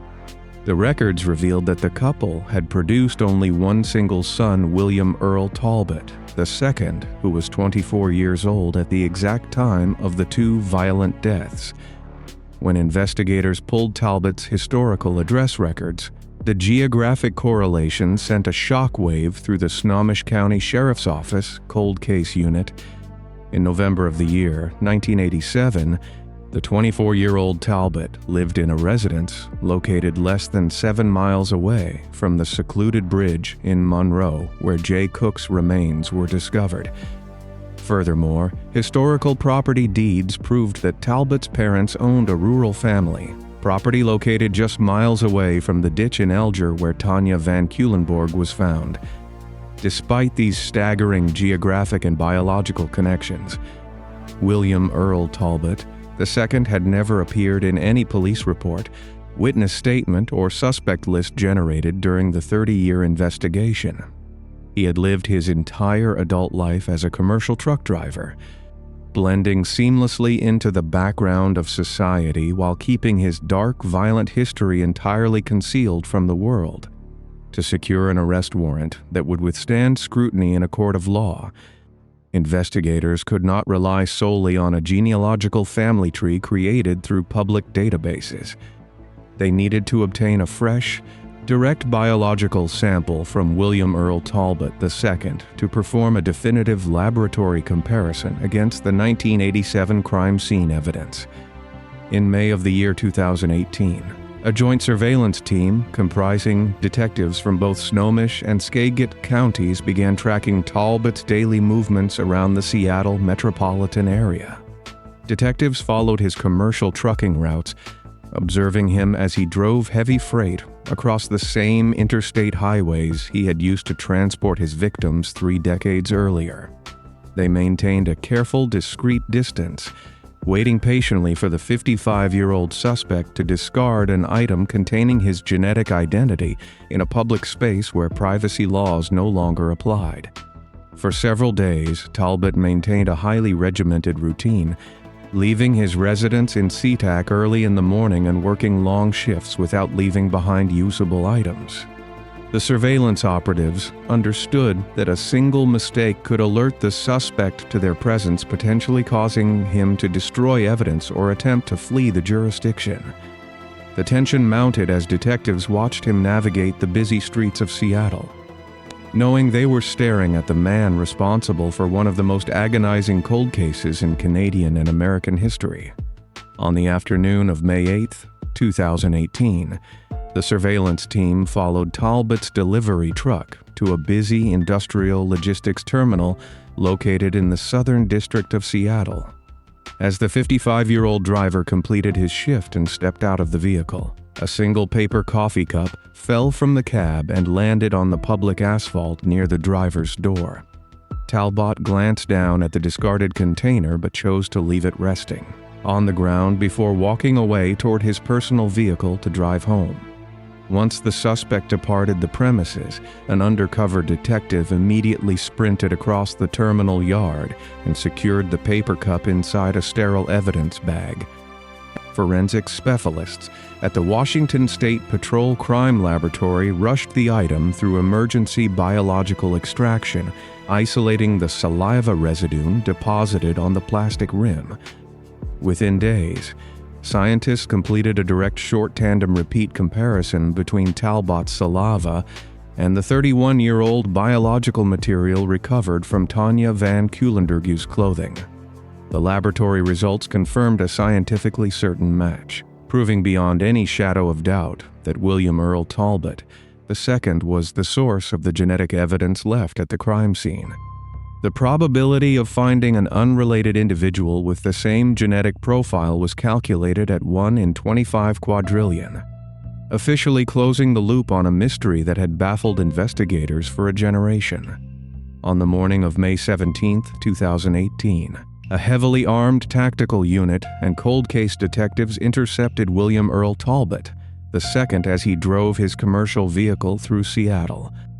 Officers surrounded his truck, forced the 55-year-old out of the cab, and placed him in steel handcuffs right on the pavement of the city streets he had traveled freely for decades.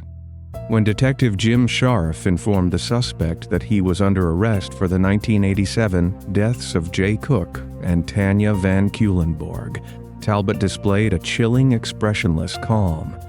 He refused to answer any questions regarding how two young Canadian travelers ended up brutalized and scattered across two separate counties near his former residences. The physical arrest marked the absolute end of his invisible life, stripping away the quiet persona he had constructed to hide the horrific reality of his actions. For 31 years, he had believed that the multi-county scattering of evidence and the limitations of 20th century police technology had permanently guaranteed his freedom. Instead, the very genetic code he carried inside every cell of his body had betrayed his secret, reaching across the decades to hold him fully accountable. The arrest sent headlines echoing across North America, bringing deep, emotional tears of relief to the aging parents in Saanich who had waited 31 long years for answers. In June of the year 2019, William Earl Talbot II stood trial before a jury inside the Snohomish County Superior Court in the city of Everett, Washington. This proceeding made international legal history as the very first criminal trial in the United States where a conviction was pursued and secured using investigative genetic genealogy as the primary foundation. Prosecutors presented a mountain of undeniable forensic proof, detailing how Talbot's distinct genetic profile was preserved from the interior of the Bronsford van and the clothing of Tanya Van Keulenborg. The state also demonstrated the overwhelming geographic evidence showing that Talbot had resided exactly between the body discovery sites during the autumn of 1987. Defense attorneys attempted to argue that the biological evidence merely proved Talbot had interacted with the couple, yet they could offer no logical explanation for the lethal violence inflicted upon them. After deliberating for less than 3 days, the jury returned unanimous verdicts of guilty on 2 counts of aggravated first-degree taking of human life. The courtroom fell silent as the judge accepted the historical decision, validating the scientific rigor of genetic genealogy and offering a profound sense of closure to the victimized families. 1 month after the historic verdict, the trial judge sentenced William Earl Talbot II to 2 consecutive life terms in prison without the legal possibility of parole. This decisive sentence ensured that the 56-year-old predator would draw his final breath behind the concrete walls of the Washington State Department of Corrections, permanently separated from civil society. During the emotional sentencing hearing, the surviving siblings of Jay Cook and Tanya Van Keulenborg spoke directly to the court, expressing deep gratitude toward the scientists and detectives who refused to let the case fade away. They celebrated the enduring memory of 2 vibrant young adults whose promising lives and deep love for one another were stolen on a dark, rainy night in the Pacific Northwest. While the successful conviction of William Earl Talbot II proved that modern science could pierce decades of darkness, he was not the only monster whose past caught up with him through unexpected breakthroughs. Thousands of miles away from the rain-soaked forests of Washington state, another cold case detective was preparing to knock on the door of a quiet, reclusive man living in a Midwest trailer park. That knock would force a suspect to utter the name of an 8-year-old girl whose sudden disappearance had haunted the city of Fort Wayne, Indiana, for 30 relentless years.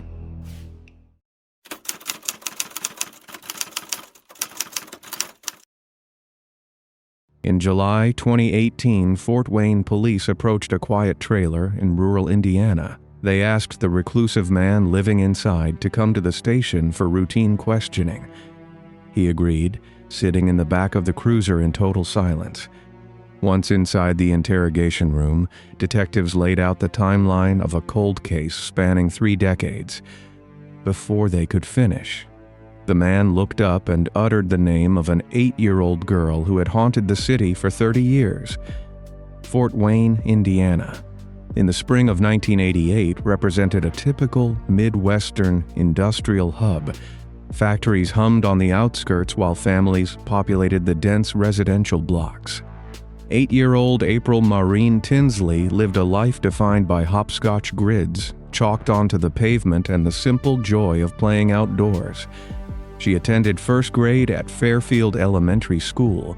Her world revolved around her mother Janet and her father Michael. The family lived in the working-class Hoagland Masterson neighborhood. Chain-link fences separated modest single-story homes with peeling paint and small front yards. Children roamed free until the streetlights flickered on April, possessed an infectious smile and a trusting nature.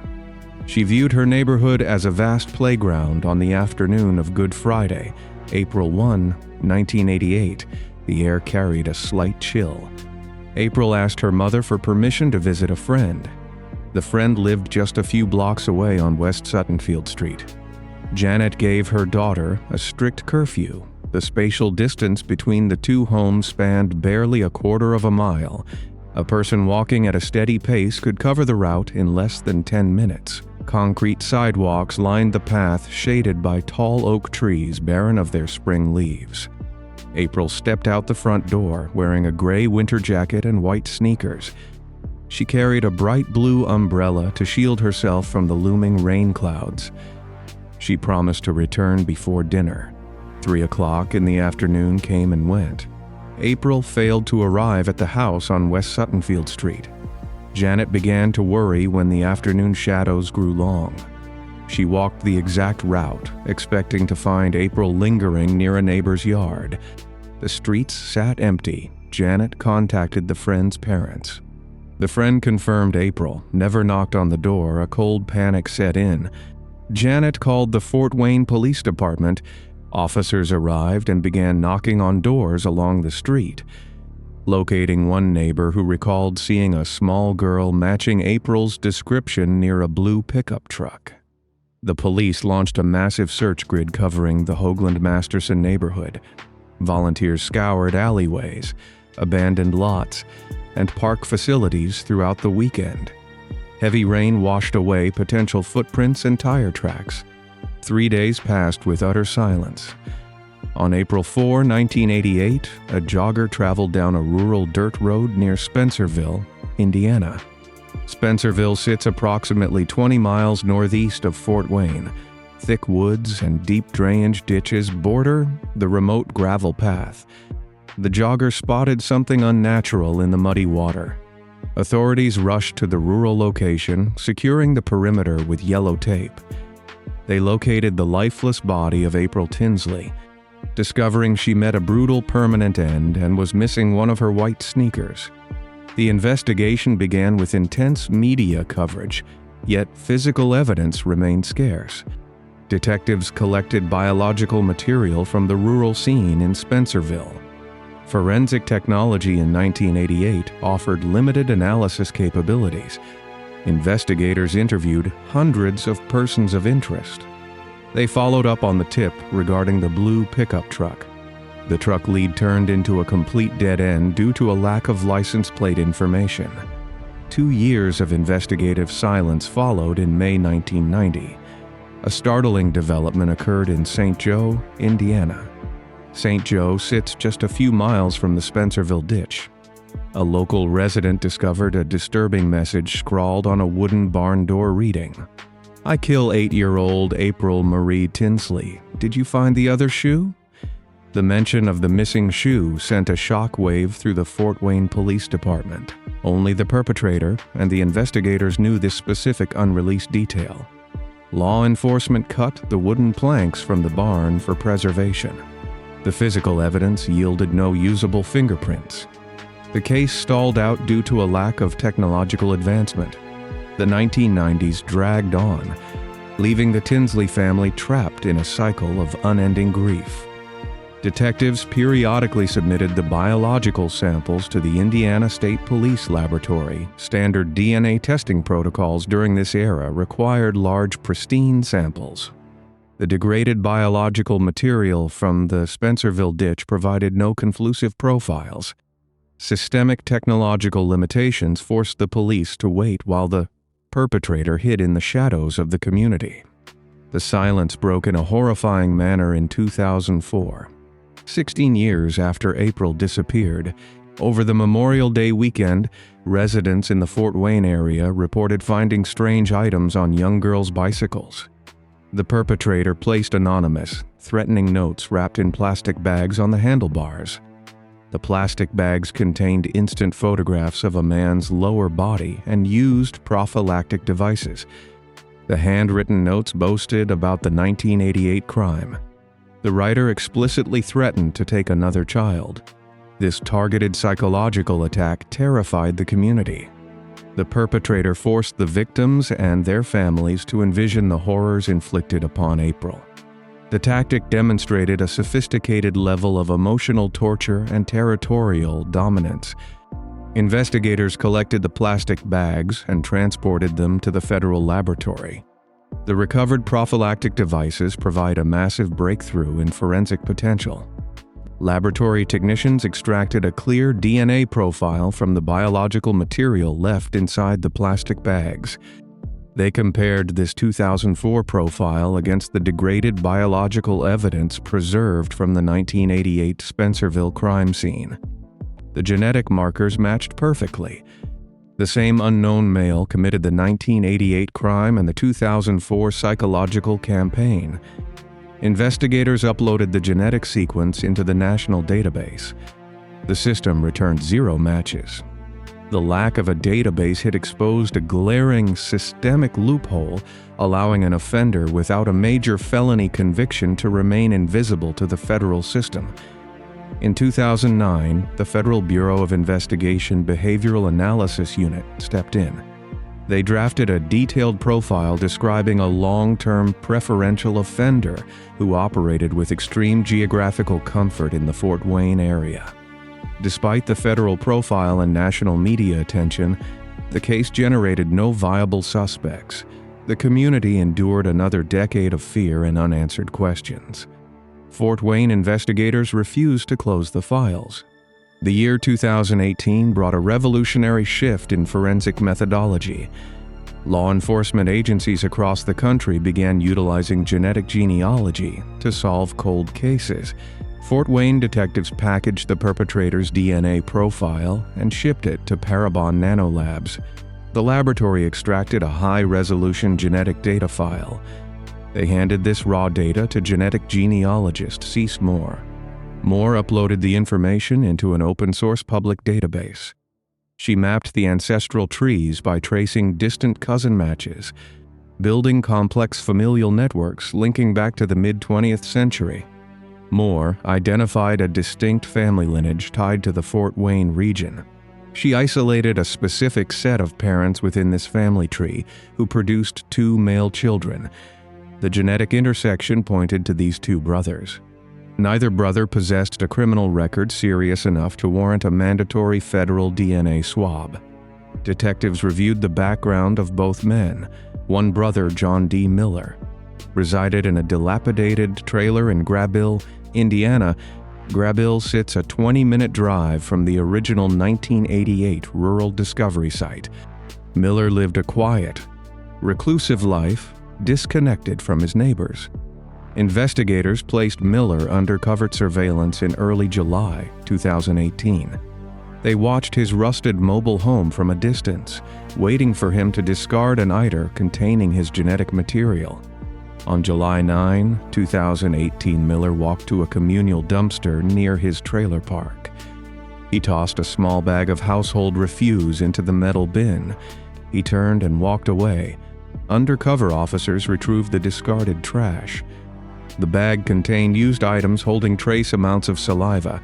Detectives rushed the evidence to the state laboratory. Forensic technicians extracted the DNA.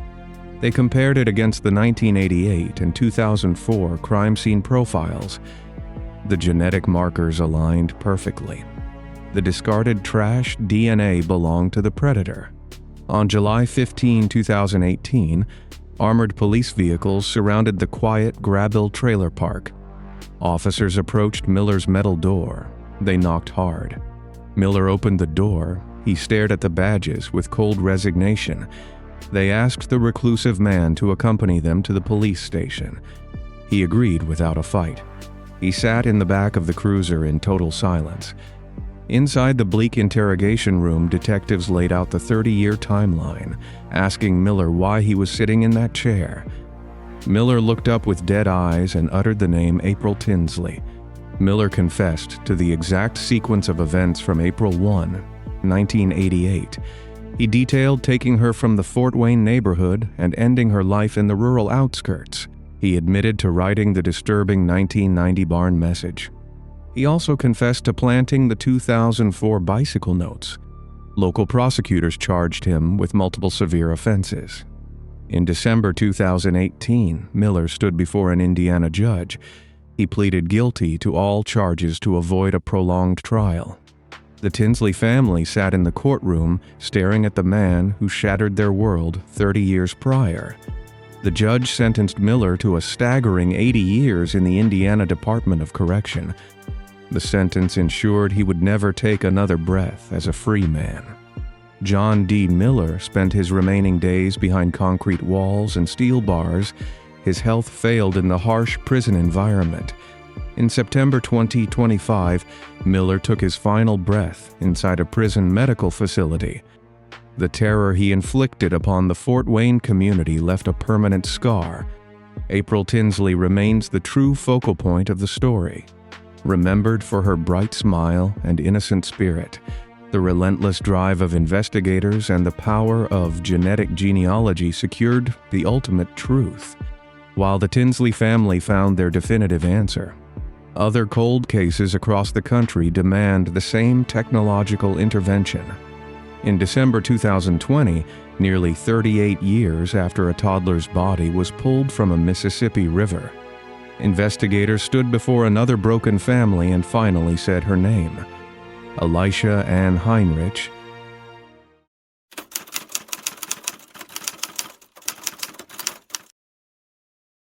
In December 2020, nearly 38 years after a toddler was pulled from the freezing current of a Mississippi river, investigators stood before a grieving family and finally spoke her name aloud.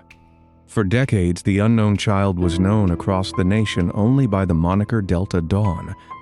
The identity of the little girl had remained locked inside a vault of unanswered questions, while the fate of her young mother remained trapped in the shadows of an interstate highway. The revelation did not bring a simple conclusion, but instead exposed a decades-old web of systemic communication failures, broken timelines, and a missing mother whose disappearance continues to haunt the investigators who worked the case. The autumn of the year 1982 in Joplin, Missouri, brought crisp winds and a heavy frost across the sprawling residential neighborhoods. The city served as a quiet working-class hub nestled near the state border, where daily life revolved around zinc mining history, local manufacturing plants, and tight-knit church communities. 23-year-old Gwendolyn May Clemens resided in this modest town while raising her 18-month-old daughter, Elisha Ann Heinrich. Gwendolyn worked to provide a stable foundation for the young girl despite facing severe economic friction and limited family resources. Elisha was an energetic child with striking strawberry blonde hair and blue eyes, often seen carried on her mother's hip through the aisles of neighborhood grocery stores. Relatives recalled the intense bond between the young mother and her toddler, noting that Gwendolyn never left the child unattended for even a single hour. The family lived a predictable existence within the safe parameters of their local neighborhood, far removed from the transient chaos of major interstate corridors. By late November of 1982, Gwendolyn expressed an intense desire to escape the cold Midwestern winter and build a fresh life on the Gulf Coast. She shared her plans with her mother and siblings, explaining that she intended to relocate to the state of Florida alongside her new male companion. This companion remained a shadowy figure to the extended family, offering vague promises of employment and a fresh start near the ocean. On Thanksgiving Day, around November 24th, Gwendolyn packed a small collection of personal belongings, gathered baby supplies for Elisha, and loaded them into a passenger car alongside the man. The departure lacked formal planning. leaving extended family members feeling uneasy about the abrupt nature of the journey across multiple state lines.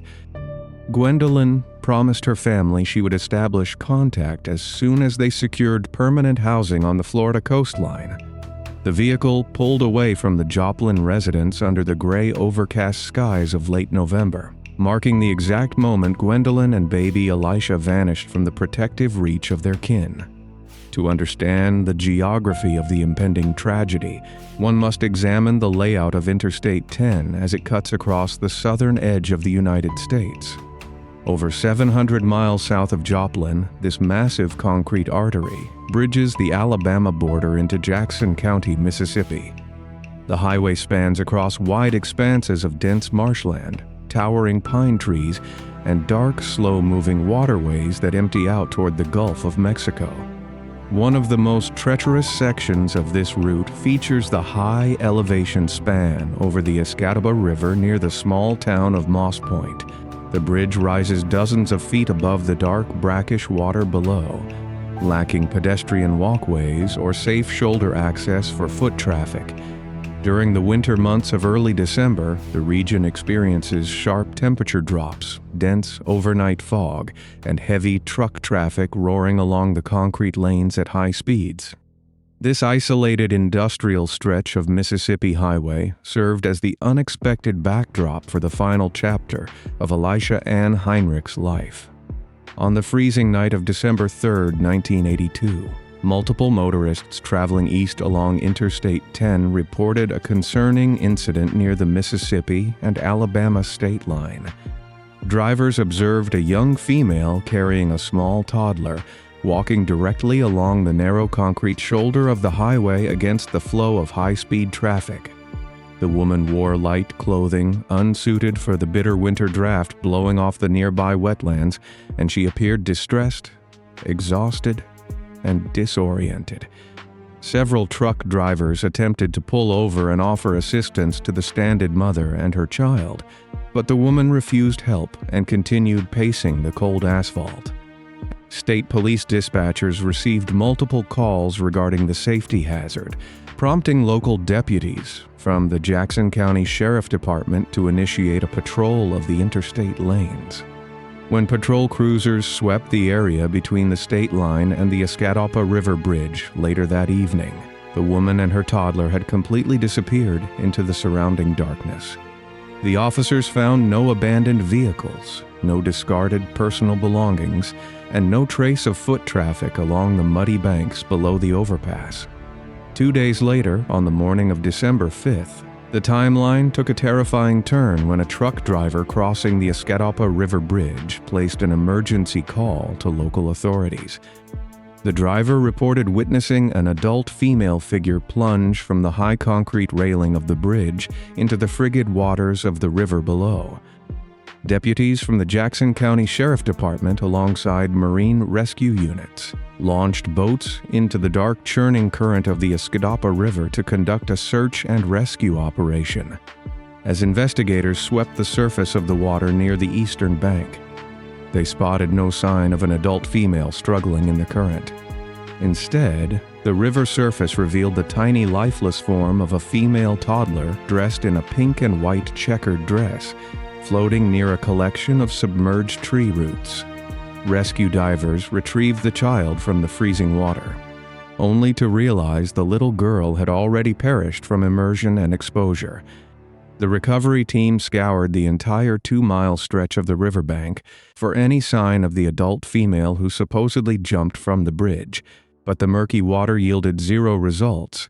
Law enforcement transported the recovered toddler to the local medical examiner facility in the city of Pascagoula for a comprehensive anatomical evaluation. The attending pathologist determined the child was between 16 and 24 months of age, possessing distinctive strawberry blonde curls and a slight gap between her front baby teeth. The examination revealed that the little girl had not drowned in the river, but had been placed or thrown into the water after she was already deceased from prior physical trauma. Investigators established that the child had perished roughly 36 to 48 hours before her body was pulled from the Escatawba River near the bridge structure. This exact timeline placed the moment of the child's demise precisely during the late-night hours of December 3rd, aligning with the emergency calls reporting the distressed woman carrying a baby along the highway.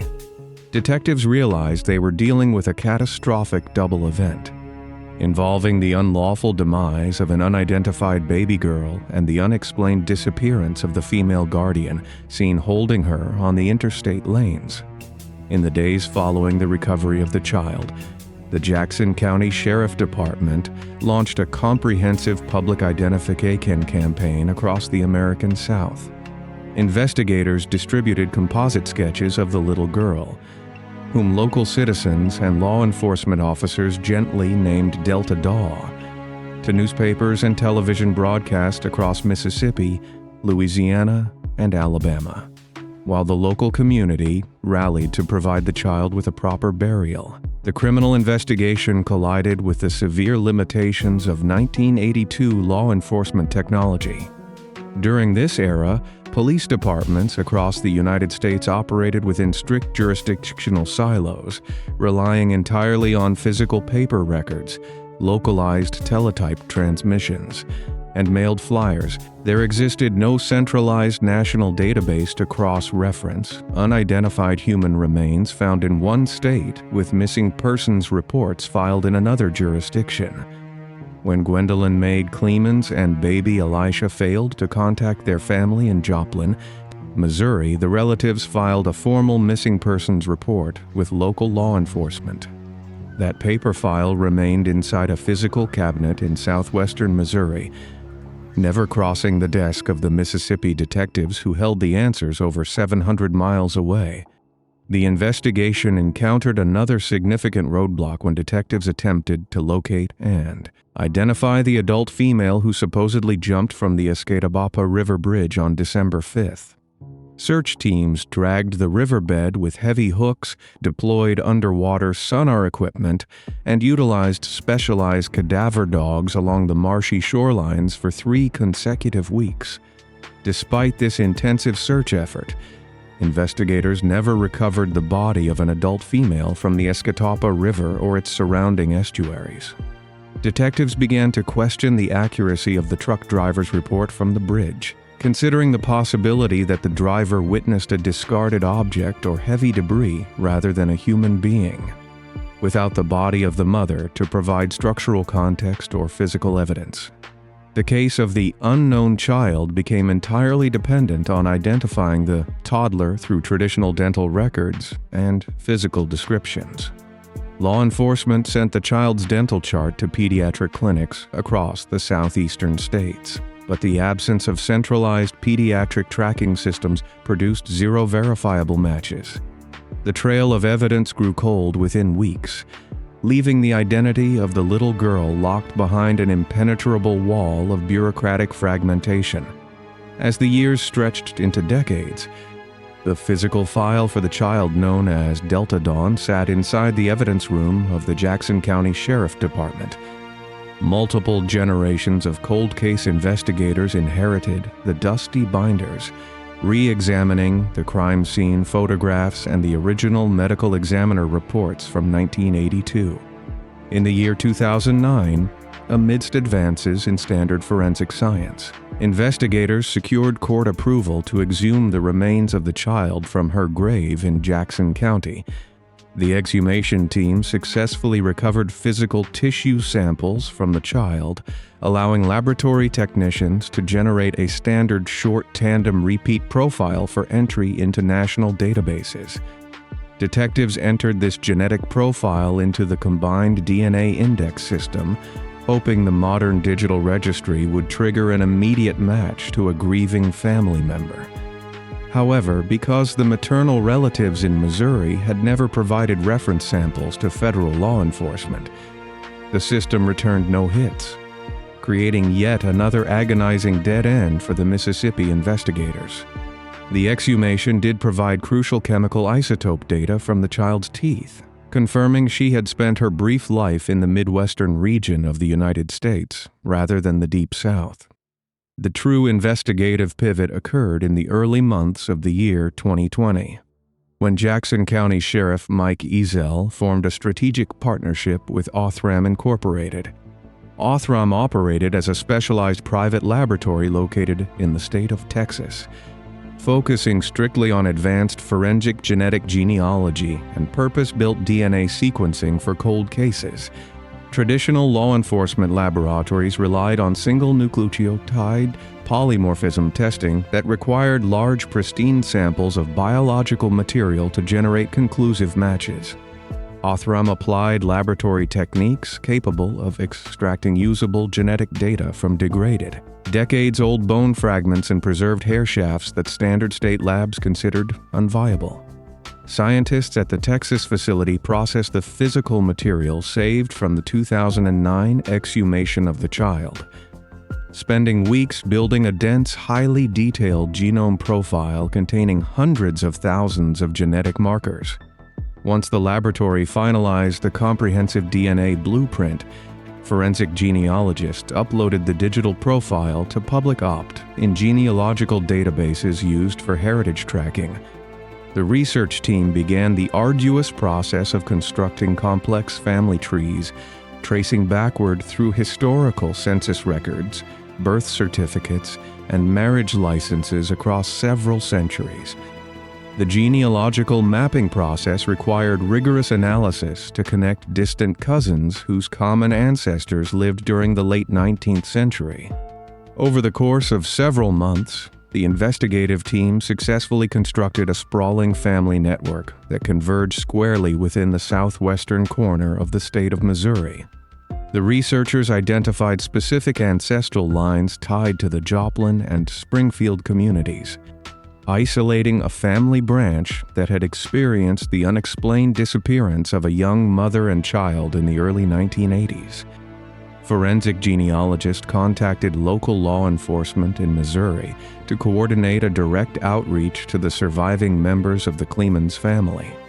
Investigators approached a surviving female relative of Gwendolyn May Clemens, requesting a direct cheek swab to perform a one-to-one comparative DNA analysis with the biological profile of the Mississippi child. The laboratory scientists processed the reference swab with extreme care, comparing the shared maternal, mitochondrial sequences and nuclear genetic markers across the two samples. The data streams aligned with absolute mathematical certainty, confirming that the unknown toddler who had rested in a Mississippi grave for 38 years belonged directly to the Clemens family lineage.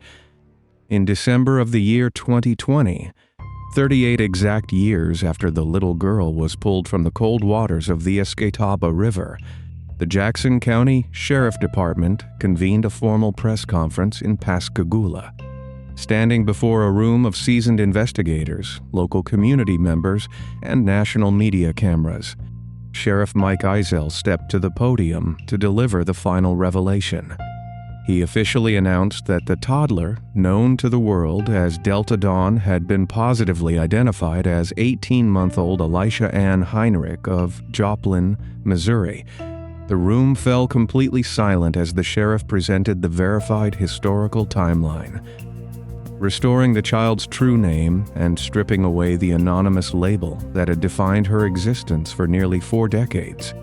Investigators revealed that Elisha and her mother, Gwendolyn May Clemens, had indeed vanished from their Joplin residence on Thanksgiving Day in 1982. The definitive DNA confirmation shattered the long-held assumption that the child was a local Mississippi resident, proving instead that her short life had crossed multiple state lines before reaching its violent conclusion. The identification of young Elisha instantly shifted the focus of the investigation toward the dark, unresolved fate of her mother, Gwendolyn May Clemens. Detectives confirmed that Gwendolyn was the distressed female seen carrying baby Elisha along the shoulder of Interstate 10 on the freezing night of December 3, 1982. However, because extensive river searches never recovered her remains from the Escatawba River, authorities now operate under the working hypothesis that Gwendolyn did not jump from the bridge on December 5th. Instead, investigators concluded that the young mother likely met a violent end at the Claw, hands of the unnamed male companion who had transported them from Missouri toward Florida.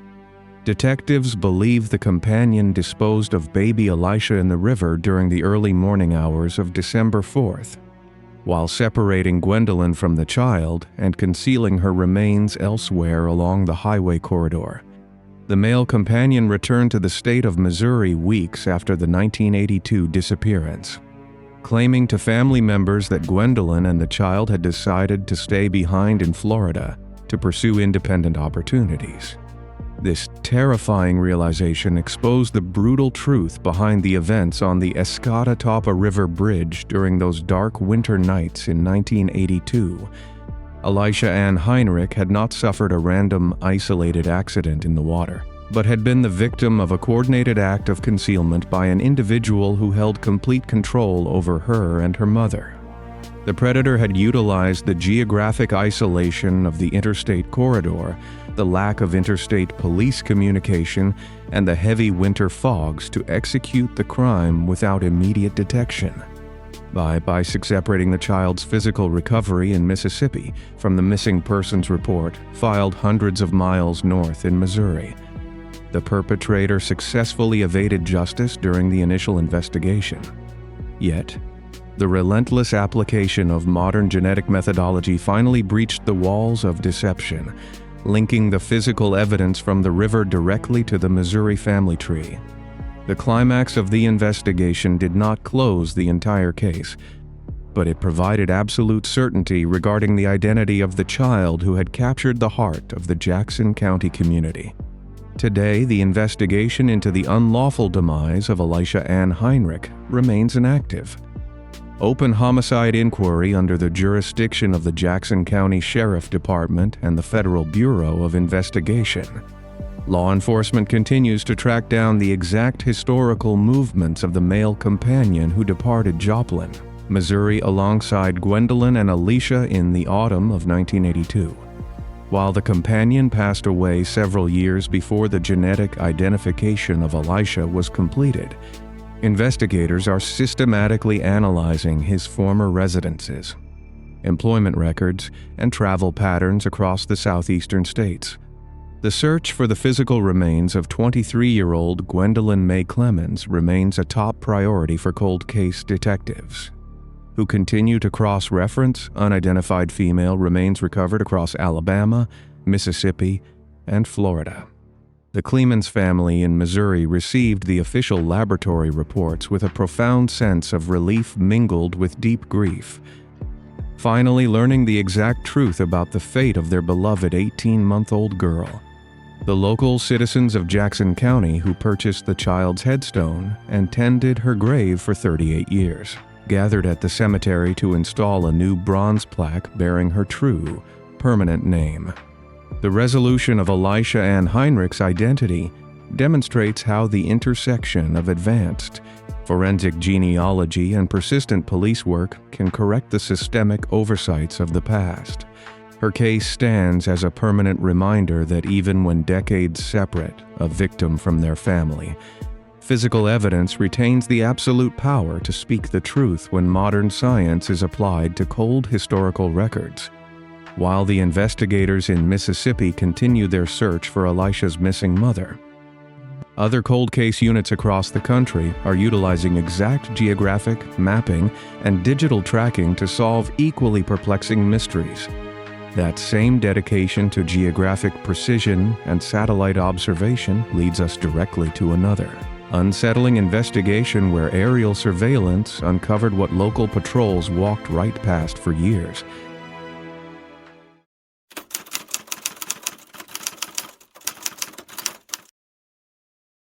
In late November 2019, inside a dimly lit local tavern in Lake Butler, Florida, a man sat at the counter drinking beers, unaware that the patron nursing a drink nearby was a Douglas County detective. The target was James Curtis Clanton, a quiet local resident with a hidden monstrous past spanning 4 decades.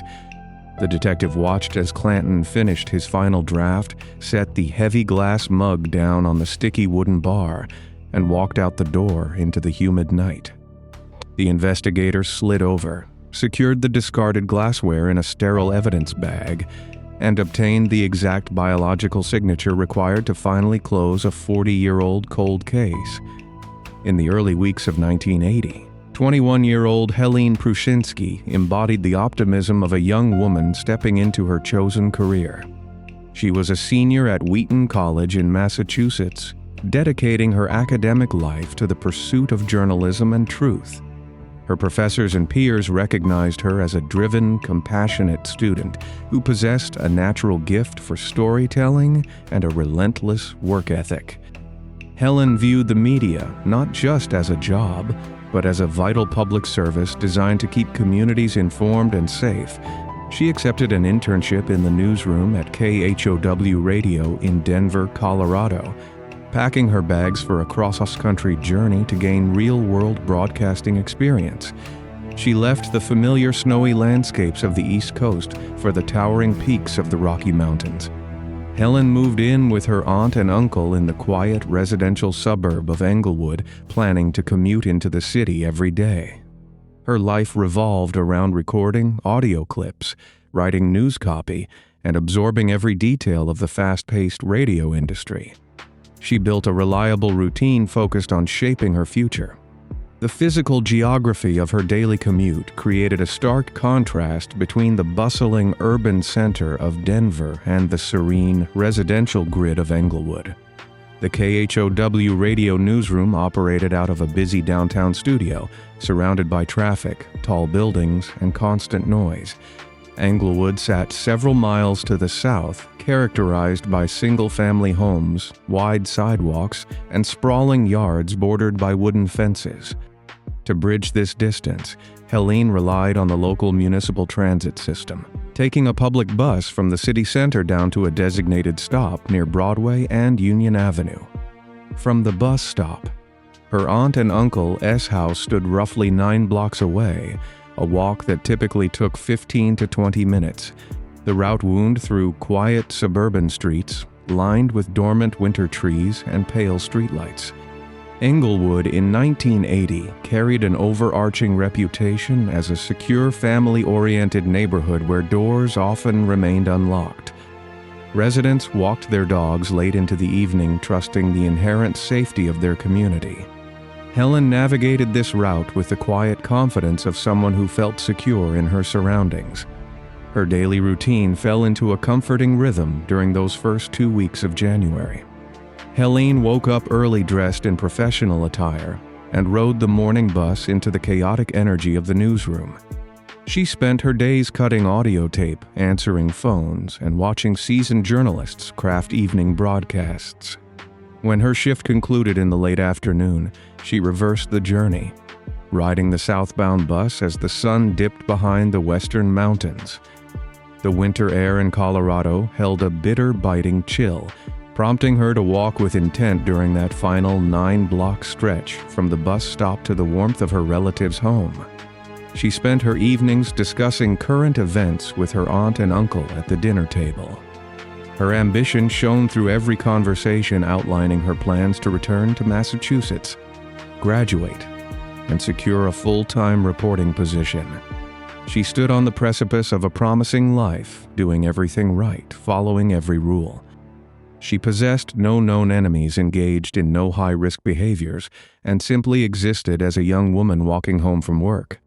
The date was January 16, 1980, a Wednesday that began like every other day of her internship. Helen completed her tasks at the KHOW newsroom, bundled up in her heavy winter coat, and said goodbye to her colleagues. She walked out into the fading daylight of downtown Denver and boarded her usual southbound bus just after 5 o'clock in the evening. The vehicle carried commuters out of the city, weaving through heavy traffic, as the winter sky faded into deep twilight. Fellow passengers later recalled seeing the young woman reading quietly in her seat, minding her own business as the miles rolled by. The bus arrived at the intersection of Broadway and Union Avenue in Englewood, right on schedule. Helen stepped off the warm bus into the freezing evening air and began her familiar 9-block walk toward her aunt and uncle's house. The streetlights flickered on, casting long, dim shadows across the residential pavement. She vanished somewhere within that short, seemingly safe geographical gap. The quiet streets of Englewood offered no witnesses to the terrifying disruption of her journey. She never walked through the front door of her relative's home, breaking her established routine and sparking profound alarm. Her aunt and uncle watched the clock, expecting her arrival at any moment, assuming a late bus or a delayed departure from the radio station. As the minutes stretched into an hour, the absence of a phone call transformed their mild concern into absolute panic. Helene possessed a deep respect for her family and would never intentionally leave them worrying in the dark. Her uncle retraced the exact 9-block route in his vehicle, scanning the sidewalks and empty lots for any sign of her winter coat. He found nothing but silent houses and empty streets. The family contacted the Englewood Police Department that evening, documenting the disappearance of a 21-year-old woman with no history of running away. Officers initiated a preliminary search of the immediate area, shining flashlights into alleys and bushes. Yet the freezing January night surrendered zero clues regarding her location. The reality of the situation escalated the following morning when daylight revealed the true expanse of the local geography. Englewood police expanded their search grid, retracing the transit lines and knocking on doors along her expected walking route. They discovered no discarded belongings, no signs of a struggle on the sidewalks, and no neighbors who reported hearing cries for help. The total absence of physical evidence suggested a calculated abduction rather than a chaotic street-level confrontation. Investigators realized someone in a vehicle had intercepted her, utilizing the quiet suburban streets to conceal their actions. The newsroom at KHOW Radio transformed from her workplace into a center of frantic coordination, with her colleagues broadcasting her description over the airwaves. Every passing hour chipped away at the fragile hope of finding her unharmed. The search perimeter widened beyond the Englewood city limits, extending into the sprawling, undeveloped counties to the south. Law enforcement agencies across the region received her photograph, unaware that a horrific discovery was already unfolding miles away. On the morning of January 17, 1980, the geographical focus shifted violently from the suburbs to a desolate stretch of land in Douglas County. Daniels Park sat approximately 15 miles south of the Englewood bus stop, characterized by rugged terrain, dense scrub oak, and towering rock formations. The area functioned as a massive isolated natural reserve, completely devoid of residential housing or heavy traffic. A local woman riding a horse through the vast empty fields noticed an unnatural shape resting in the freezing brush. She approached the location and made a devastating discovery, turning her horse around to contact authorities. Douglas County Sheriff's deputies arrived at the remote scene, navigating the rough dirt roads to reach the coordinates.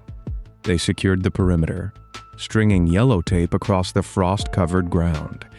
The missing persons case transitioned into a complex, high-stakes, fatal investigation. The isolated nature of Daniels Park provided the perpetrator with absolute privacy to carry out an unspeakable attack. The crime scene investigators documented a cruel reality that highlighted the sheer psychological terror Helen endured during her final hours. The perpetrator bound her hands behind her back, stripping away her ability to fight back or defend herself in the darkness. Evidence indicated she suffered an unspeakable violation in that remote field before her attacker decided to permanently silence her. The physical examination revealed she suffered fatal puncture wounds to her back, inflicted with a heavy-bladed weapon. The brutality of the attack stood in sickening contrast to the gentle, ambitious life she lived just 24 hours earlier. Investigators processed the immediate area, battling the freezing temperatures to collect any potential trace evidence. They secured a crucial biological sample left behind by the attacker, preserving the perpetrator's genetic signature in sterile vials. In 1980, forensic science lacked the capability to extract a DNA profile from this evidence, rendering it a waiting game for future technology. The vials entered the Douglas County Evidence Vault, resting in cold storage as a silent promise to the fallen victim. The initial investigation slammed into a massive wall of dead ends and systemic limitations almost immediately. Detectives possessed the biological evidence, but they had zero suspects to match it against. They interviewed hundreds of individuals, including known offenders in the Denver metro area, polygraphing numerous local men with violent histories. None of the suspects aligned with the minimal clues left at the crime scene, causing the trail to grow cold. Law enforcement agencies in the 1980s operated in isolated jurisdictions, relying on paper files and manual fingerprint comparisons rather than centralized digital databases.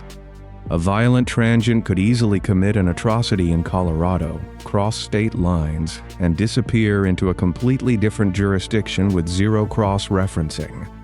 The Englewood Police Department and the Douglas County Sheriff's Office dedicated thousands of man-hours to the file, running down every anonymous tip and neighborhood rumor.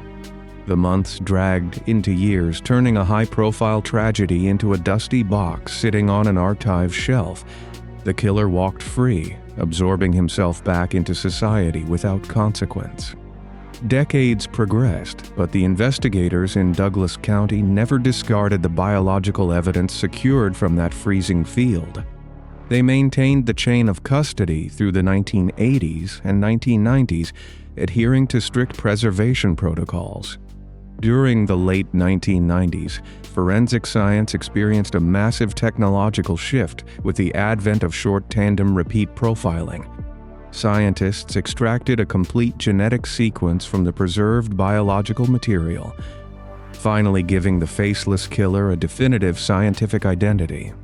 Detectives uploaded this newly minted profile into the combined DNA index system, acting on the assumption that a predator capable of such extreme violence would possess a prior criminal record. The computer search returned zero results, exposing a massive loophole in the justice system. The database only contained profiles of individuals convicted of specific felonies after the implementation of genetic collection laws. If the killer managed to avoid major felony convictions, or if his prior crimes occurred before mandatory swabbing, he remained completely invisible to the system. The investigation languished for another 2 decades as detectives periodically reran the profile through the national database, always receiving the same negative result.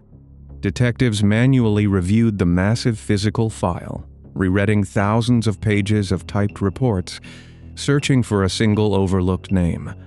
They tracked down aging witnesses, re-interviewed retired officers, and desperately sought a new angle on the decades-old tragedy.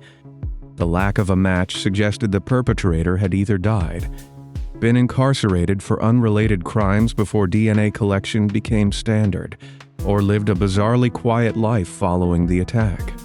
The frustration mounted as investigators realized they held the precise blueprint of the killer, yet lacked the tool to connect it to a human face.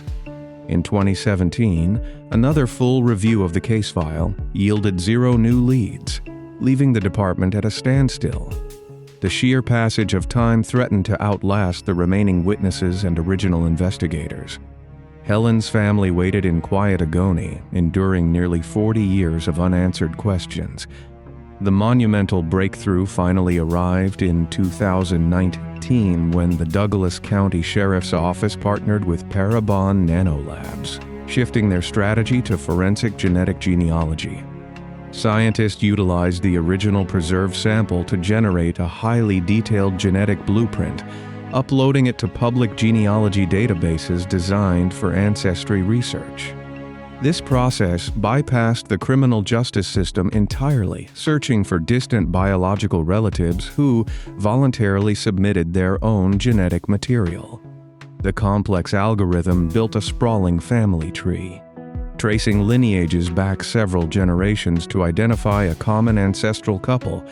Genealogists then worked forward, mapping out every descendant, eliminating branches based on age, gender, and geographic location. The process funneled the detectives toward a specific family surname, narrowing the focus to a handful of brothers. One name triggered massive red flags in the historical records. Curtis Allen White lived in the Denver area during the late 1970s and early 1980s, precisely aligning with the geographic and chronological window of the attack. Records indicated he abruptly vanished from Colorado shortly after the crime, legally changing his name to James Curtis Clanton before resettling in Florida. The realization that the perpetrator was hiding in plain sight under an assumed name sent a shock wave through the investigation team. In late November 2019, Douglas County detectives coordinated with Florida authorities to track the aging suspect. They mapped out his current life in Lake Butler, Florida, discovering a man who lived quietly, blending seamlessly into the rural community. Law enforcement initiated covert surveillance trailing Clanton as he moved between his residence and local businesses. The investigators required one final piece of physical proof, a fresh, directly abandoned DNA sample to compare against the 1980 crime scene evidence. They watched him walk into a local tavern, take a seat at the bar, and order a beer. The trap was set. The detective sitting nearby maintained composure as he monitored Clanton's every move. He watched the man drink, observing the very target who utilized a 40-year sheer shield of anonymity to evade justice. Clanton finished his beverage, wiped his mouth, and walked out of the establishment, leaving the heavy glass mug sitting on the counter. The investigator secured the glassware, handling it with sterile gloves, ensuring the preservation of the saliva left on the rim. The Florida Crime Lab expedited the testing, extracting the genetic material from the glass and comparing it directly to the profile built from the 1980 biological evidence. The scientific comparison yielded a definitive, statistically absolute match. The man known as James Curtis Clanton was the exact predator who abducted and fatally silenced Helene Prusinski. On December 11, 2019, law enforcement vehicles surrounded Clanton in Florida, cutting off any possibility of escape. Detectives approached the 62-year-old man, placing him in handcuffs and reading him his rights. They placed him in the back of a squad car, ending 4 decades of unearned freedom. During the subsequent interrogation, investigators presented the crushing weight of the genetic evidence, systematically destroying his carefully constructed alternate identity. The inescapable reality of the science forced him to confront the atrocity he committed on that freezing night in Douglas County. The authorities charged him with first-degree crimes, securing his extradition back to the state of Colorado. The man who stole a young journalist's future finally sat in a concrete cell, awaiting the full force of the justice system. The legal proceedings moved with surprising speed, driven entirely by the absolute certainty of the genetic evidence. In February 2020, James Curtis Clanton stood before a judge in a Douglas County courtroom, aware that a trial would only prolong his inevitable conviction. To avoid the possibility of additional charges and a drawn-out public spectacle, he pleaded guilty to taking the life of Helene Prusinski. The court mandated a life sentence, ensuring he would never again walk free or pose a threat to another community. The judge highlighted the cowardice of his actions, condemning him for stealing a vibrant life and hiding behind a fabricated name for nearly 40 years. The swift resolution spared the victim's family the agony of a lengthy trial, delivering a definitive conclusion to a nightmare that began in 1980. The legal loop was closed. Helene's surviving relatives traveled to Colorado to witness the sentencing, standing in the very courtroom where her attacker faced justice. Her sister delivered a powerful statement emphasizing the brilliant, compassionate person Helene was, rather than focusing solely on the brutality of her final hours. The successful prosecution showcased the relentless dedication of the original detectives who preserved the vital evidence, and the modern scientist who decoded its secrets. The case stands as a monumental testament to the power of genetic genealogy, proving that time and distance no longer provide a permanent shield for violent predators. The system, once hindered by technological limits, eventually utilized those exact limits to trap a killer who believed he had outsmarted the law. The conclusion of this decades-old mystery brings a measure of peace to Englewood, but it is far from the only cold case cracked by digital persistence. The resolution of the Helene Prusernski file brought a definitive end to one of Colorado's most haunting mysteries. Investigators finally closed the dusty cardboard boxes, archiving the vast collection of police reports and forensic photographs. The legacy of the 1980 tragedy shifted from an unsolved horror to a textbook example of modern forensic triumph.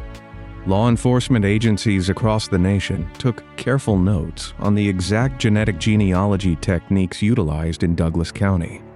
They recognized that countless other violent predators remained hidden in quiet towns, relying on decades of silence to protect their freedom. As the heavy steel doors of the Colorado penal system locked behind James Curtis Clanton, another family halfway across the country was just beginning to unravel their own generational nightmare. Our next investigation shifts the focus to a devastating mystery where the unforgiving waters of a Mississippi River hid a terrifying secret, proving once again that the truth always eventually rises to the surface.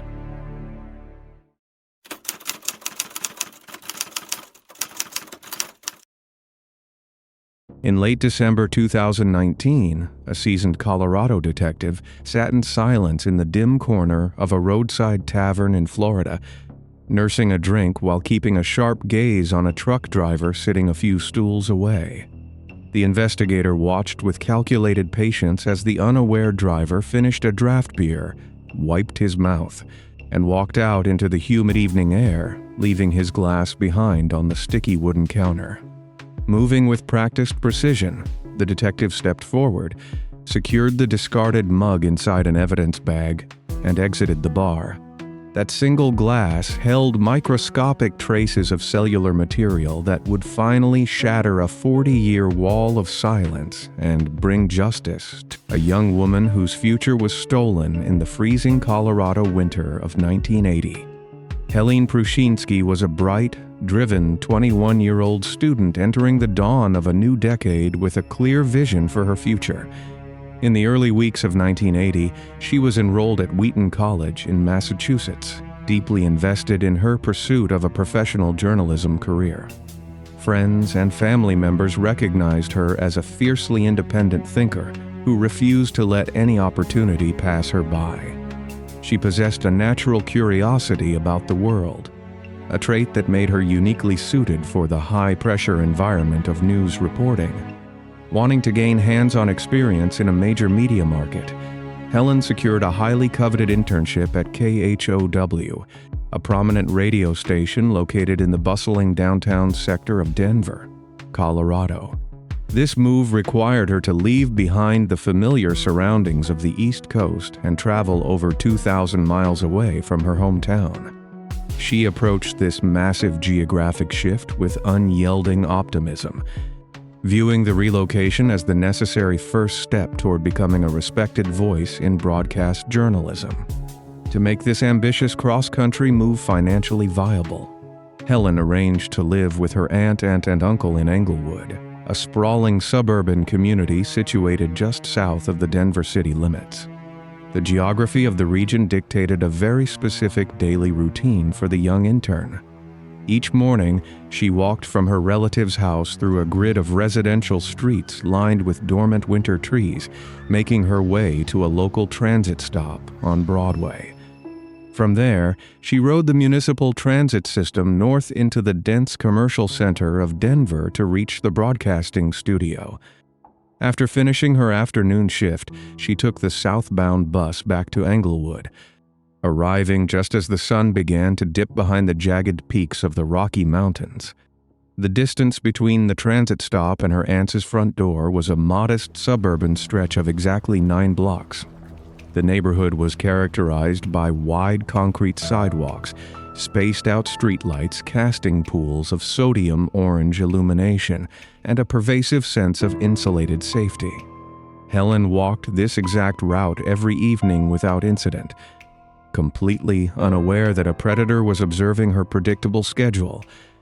On the freezing evening of January 16, 1980, the rhythmic predictability of Helen Sess' suburban commute shattered without warning.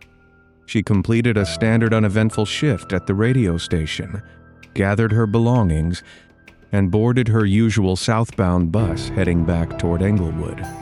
Passengers recalled seeing the young woman sitting in silence by the window, watching the city lights blur past as the heavy vehicle navigated through the twilight traffic.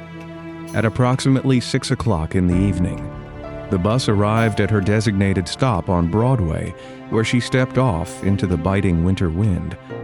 The walk from the transit stop to her Aunt S house should have taken less than 15 minutes under normal conditions. Her relatives expected her to walk through the front door right on schedule, just as she had done every single day since arriving in Colorado. When the clock struck 7, her aunt grew concerned, pacing the living room floor and frequently checking the dark street through the front window. By 8 o'clock, that concern twisted into genuine panic, prompting her family to contact municipal law enforcement to report the 21-year-old missing.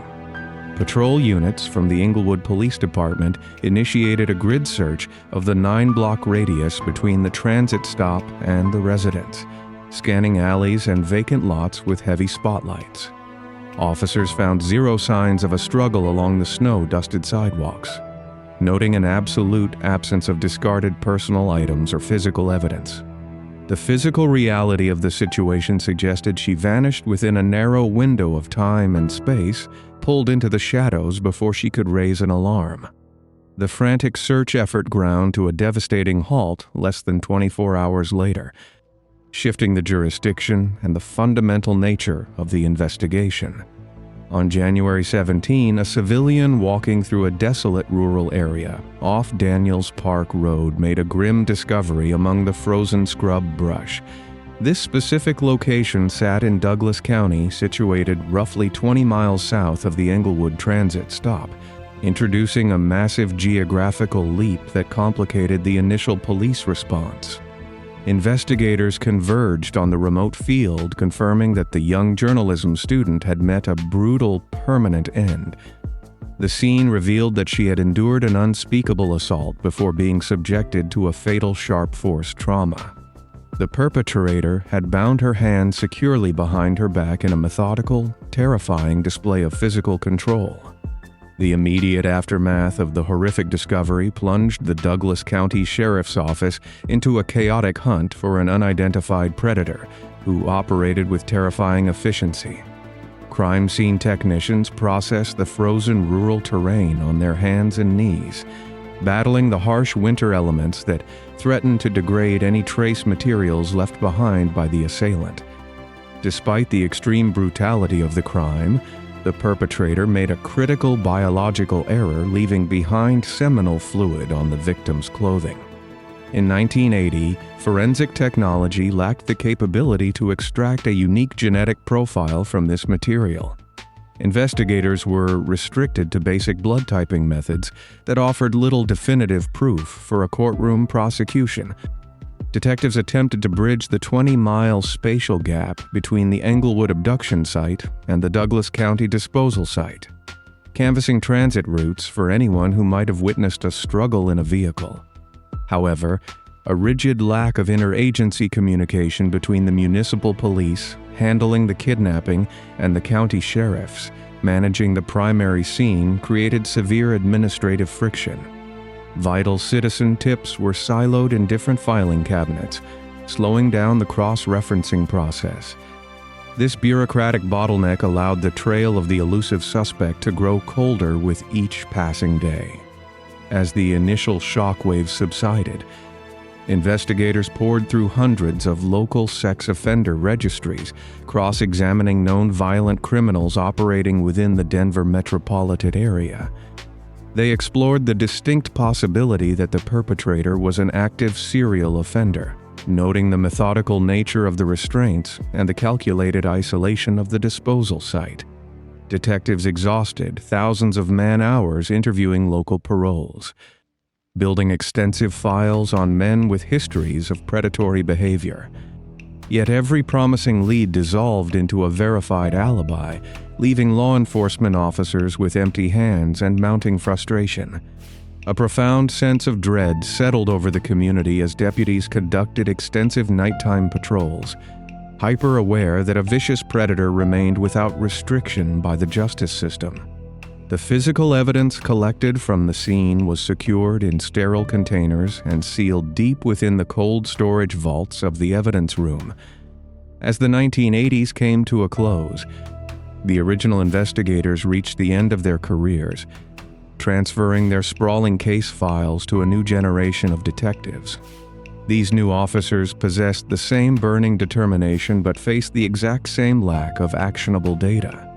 The victim's family endured unimaginable psychological torment during this stagnant period, living every single day with the agonizing knowledge that the man who stole her future was walking the streets as a free citizen. The dormant investigation experienced a seismic shift in 1998, exactly 18 years after the initial crime shocked the state of Colorado. Douglas County cold case detectives unsealed the original evidence boxes, recognizing that revolutionary advancements in biological sciences could now unlock the secrets hidden within the preserved seminal fluid. Forensic technicians working in a sterile laboratory environment extracted cellular material from the decades-old fabric. They successfully isolated a complete microscopic chain of human DNA that belonged exclusively to the perpetrator. This distinct genetic fingerprint was uploaded directly into the Combined DNA Index System, a national database maintained by federal law enforcement to track convicted violent offenders. Investigators waited in front of the computer terminal, expecting the digital system to return a definitive match that would attach a name and a face to the phantom predator. Instead, the mainframe generated a devastating negative result, proving that the man responsible had avoided submitting a biological sample to the justice system throughout his entire life. The national database possessed a massive structural loophole that protected organized criminals. If a predator managed to stay out of federal prison or commit crimes in smaller jurisdictions with lax swabbing protocols, they remained completely invisible to the overarching genetic system. The failure of the national database forced the investigation back into an agonizing state of suspended animation, trapping the cold case unit in a perpetual cycle of waiting. Detectives established a rigid operational protocol, running the unidentified genetic profile through the expanding federal system every single year. They held out hope that a new, unrelated arrest anywhere in the country might trigger a sudden systemic match. The task force routinely cross-referenced the file against incoming data from neighboring states, manually checking arrest records in Wyoming, Nebraska, and Kansas to see if the suspect had migrated across state lines. The investigators methodically reviewed the original 1980 suspect list, attempting to obtain voluntary genetic swabs from aging persons of interest who were cleared during the initial municipal sweep. This painstaking manual process eliminated dozens of men from suspicion, narrowing the suspect field but failing to identify the true source of the biological material. The empty spaces between these minor procedural updates stretched into long, silent decades, forcing the victim's aging relatives to wonder if they would ever witness a courtroom reckoning. The architectural landscape of Denver changed, and the original crime scene became surrounded by modern development. Yet the microscopic biological signature resting in the computer mainframe remained unchanged, silently waiting for the evolution of modern science. In 2017, the landscape of criminal forensics changed drastically, providing the Douglas County Sheriff's Office with a controversial but powerful new investigative weapon. Detectives formed a strategic partnership with United Data Connect and Parabon Nanolabs, utilizing commercial genetic genealogy to bypass the limitations of the blind federal offender database. Technicians converted the original 1980 crime scene DNA into a massive digital sequence, uploading the raw data into public ancestry networks utilized by ordinary citizens researching their family heritage. This unprecedented approach mapped the genetic distances between the unknown suspect and thousands of distant relatives. Genealogists used this web of connections to construct vast family trees branching out across multiple generations and entire continents. Researchers spent countless hours tracing historical census records, birth certificates, and obituaries, navigating through layers of extended family members to narrow down the precise lineage. By isolating distinct genetic markers, the team eliminated entire branches of the family tree, moving closer to a single localized group of relatives living in the United States. This exhaustive analytical work required mapping out hundreds of individual profiles. The team hunted for an intersection that would point directly to a male born in the mid-20th century who had a physical connection to the state of Colorado. The exhausting genealogical research cornered the elusive genetic lineage, directing investigators to a very specific family tree that produced two distinct brothers who matched the necessary age parameters. Detectives initiated a covert background investigation into both men, mapping their geographic locations in the late 1970s and early 1980s. Investigators learned that one of the brothers had no documented ties to the Denver metropolitan area, while his sibling possessed a highly suspicious transient history during that exact time frame. Law enforcement officials managed to obtain a discarded biological sample from the first brother, rushing the item to the laboratory for a rapid comparative analysis. The results categorically excluded the first brother, a scientific revelation that cast an unyielding spotlight on the remaining sibling, a man originally known as Curtis Allen White. Detectives discovered that White had petitioned the courts to change his name to James Curtis Clanton shortly after the crime.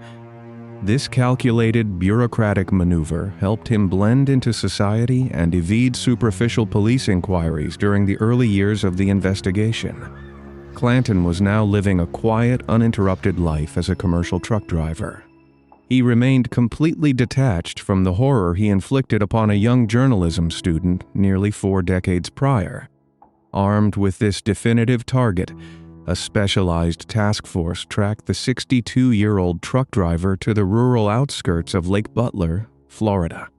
In late December 2019, plainclothes investigators established a surveillance perimeter around his residence and his frequently visited locations. They waited for the perfect opportunity to secure a direct biological sample without raising his suspicion or prompting him to flee the jurisdiction. The surveillance team followed Clanton to a local neighborhood tavern, blending in with the patrons as the suspect sat at the wooden counter. A seasoned detective maintained visual contact, watching as Clanton consumed a draft beer and pressed his lips firmly against the thick glass of a shared mug. When the suspect stood up, settled his tab, and exited the establishment, the investigator stepped in and bagged the heavily handled glass. Forensic technicians extracted the fresh cellular material from the rim of the mug, comparing it directly to the preserved seminal fluid recovered from the frozen Douglas County field. The laboratory analysis returned a flawless, undeniable match. The science confirmed beyond any doubt that James Curtis Clanton was the brutal predator who had hidden in plain sight for 39 years. On February 28, 2020, James Curtis Clanton stood inside a highly secured Colorado courtroom. His aged and weathered physical appearance stood in stark contrast to the athletic monster he was in his youth. Faced with an insurmountable mountain of irrefutable genetic evidence, the former truck driver waived his right to a trial. He officially pleaded guilty to the highest degree of criminal homicide. This calculated admission of guilt spared the victim's elderly relatives from the psychological trauma of enduring a prolonged, highly publicized legal battle. The presiding judge delivered a scathing condemnation of Clanton's actions, emphasizing the profound damage inflicted upon a promising young woman.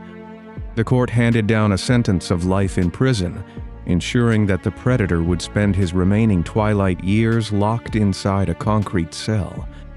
Family members wept in the gallery, finally experiencing a tangible conclusion to an open wound that had plagued their existence for over 14,000 days. However, the conclusion of this historic cold case highlighted an infuriating legal loophole embedded within the rigid architecture of the state judicial system.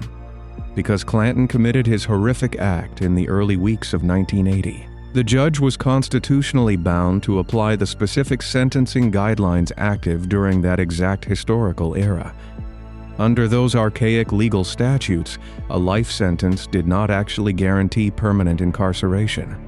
The law mandated that the convicted perpetrator would become eligible for a parole hearing after serving merely 20 years behind bars. This absurd statutory limitation meant that a man who spent 40 years evading justice could theoretically walk free again, exposing the severe flaws of retroactive legal application. Despite this systemic absurdity, law enforcement considered the unmasking of James Curtis Clanton a monumental victory for forensic science, proving that time and distance could no longer protect elusive predators.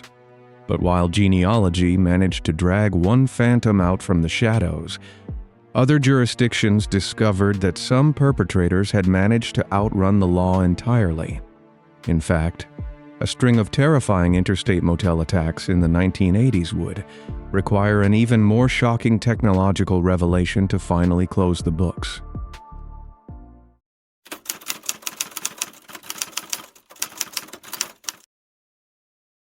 In April 2022, the Indiana State Police stepped up to the podium and announced they had finally identified the Interstate 65 Phantom Predator. They possessed absolute scientific proof tying one man to a string of terrifying 1980s motel attacks. The revelation brought a wave of long-awaited answers to grieving families across the Midwest. The authorities then revealed a grim, infuriating twist to the cameras. The monster they spent decades hunting had already been dead for 9 years. New Albin, Iowa, rests in silence near the Mississippi River. The town projects a deep sense of rural tranquility. Older residents spend their days tending to small agricultural plots. A man named Harry Edward Greenwell lived among them during his final years. He built a reputation as a generous neighbor. He grew fresh vegetables in his backyard garden. He sold this produce at local farmers' markets. The community viewed him as a harmless retiree. They remained blind to the dark history trailing behind him. Greenwell possessed a massive criminal footprint dating all the way back to 1963. He navigated the Midwest region as a railroad track maintenance worker. This job provided him with a perfect cover for constant, untraceable movement. The justice system held countless opportunities to stop his trajectory. He even escaped from a state penitentiary in Kentucky in the year 1982. Rigid protocols prevented different state agencies from sharing his fugitive status. A severe paperwork failure allowed him to walk free.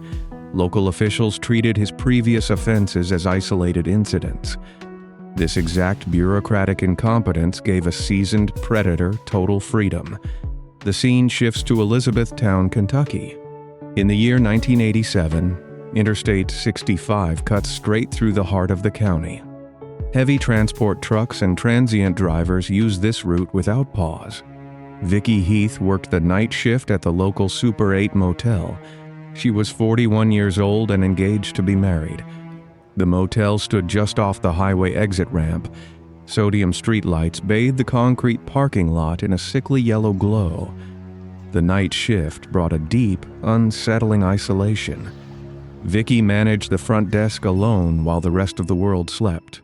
February 21, 1987, brought a heavy chill to the Kentucky air. Vicki began her overnight shift behind the laminate counter of the lobby. The heavy glass automatic doors offered her only barrier against the outside elements. A stranger stepped through those doors during the darkest hours of the morning. The quiet solitude of the motel vanished in an instant. The intruder forced his way behind the counter. He demanded the cash from the register drawer. He subjected Vicky to a severe, violating physical assault. He then forced her out through the back exit of the building. Law enforcement arrived at the property the following morning. They found the lobby in total disarray. The front desk telephone receiver dangled by its cord. They located Vicky behind the main motel structure. She suffered a fatal injury and met a permanent end in the cold morning air. Investigators secured the perimeter and gathered physical evidence. They collected foreign cellular material left behind by the attacker. The local police department treated this as a localized robbery gone wrong. They failed to realize a transient predator traveled miles down the highway.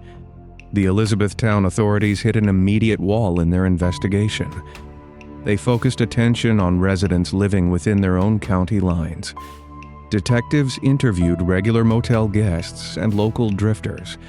They ran criminal background checks through their isolated county database.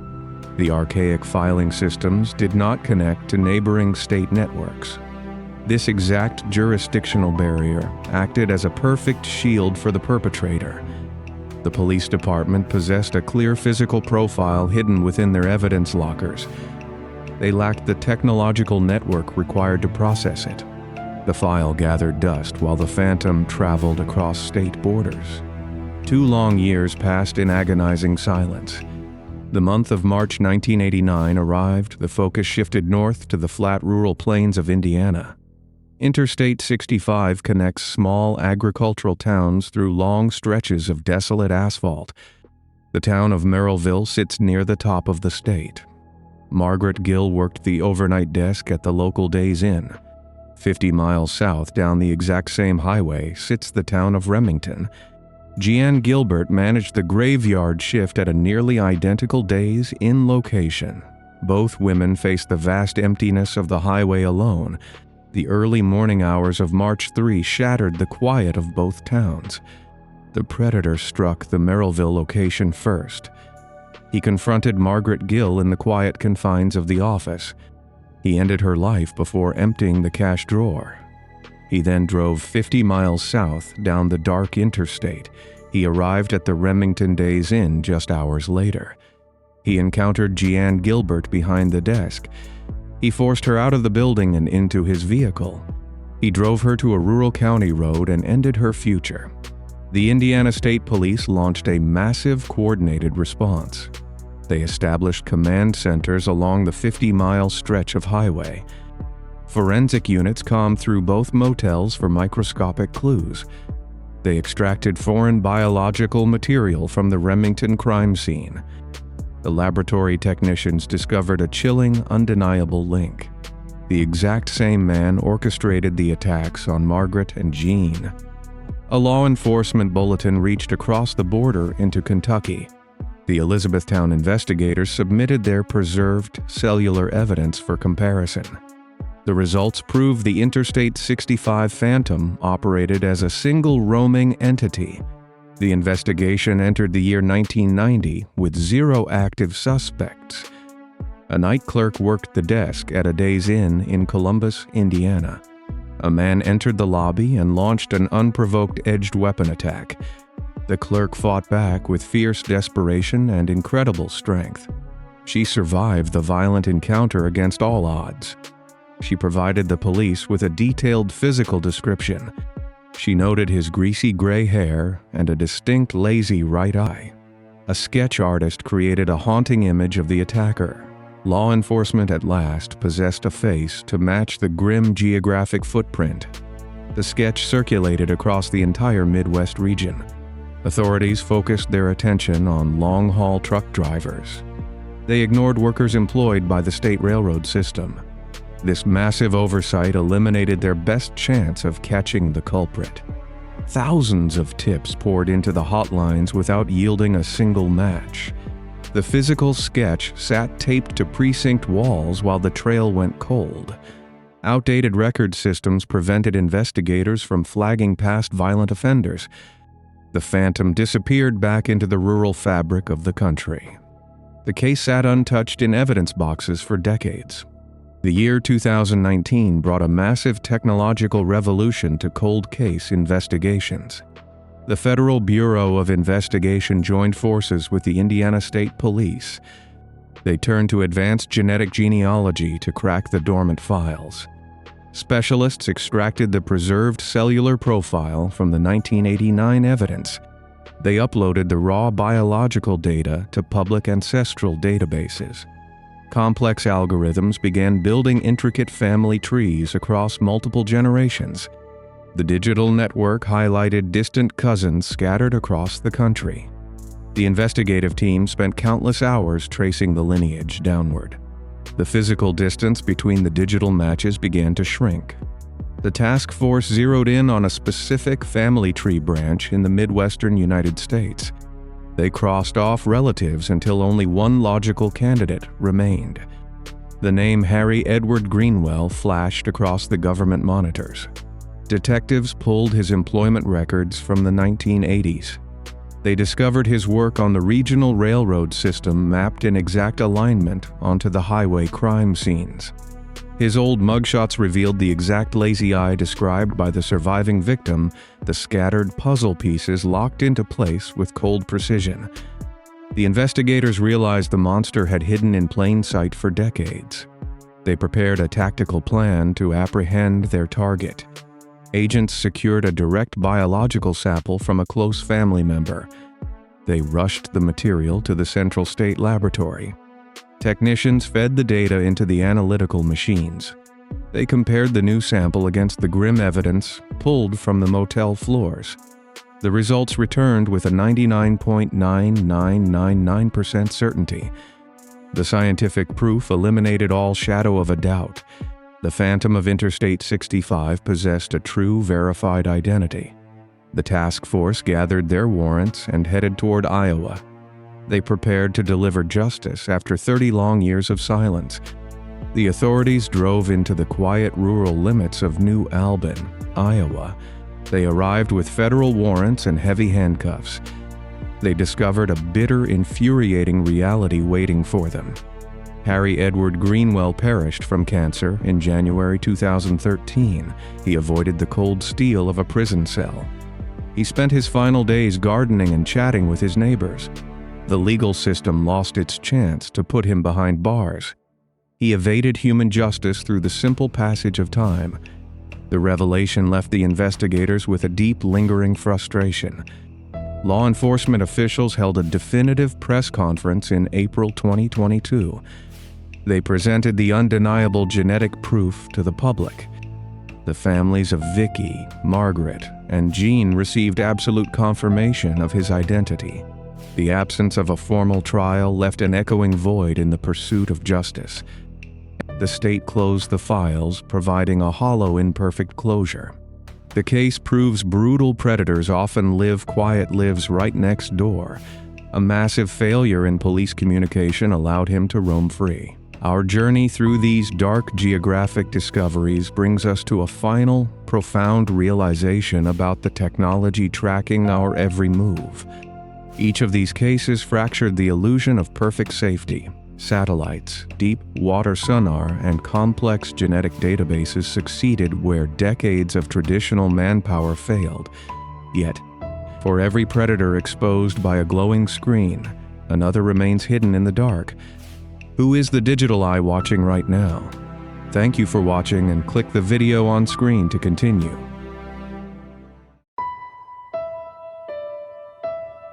Cold overhead satellites, advanced sonar, and expanding genetic databases now succeed where decades of traditional police work fell short.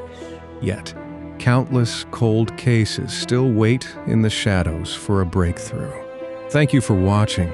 Click the video on your screen to explore another investigation where technology finally exposed the truth.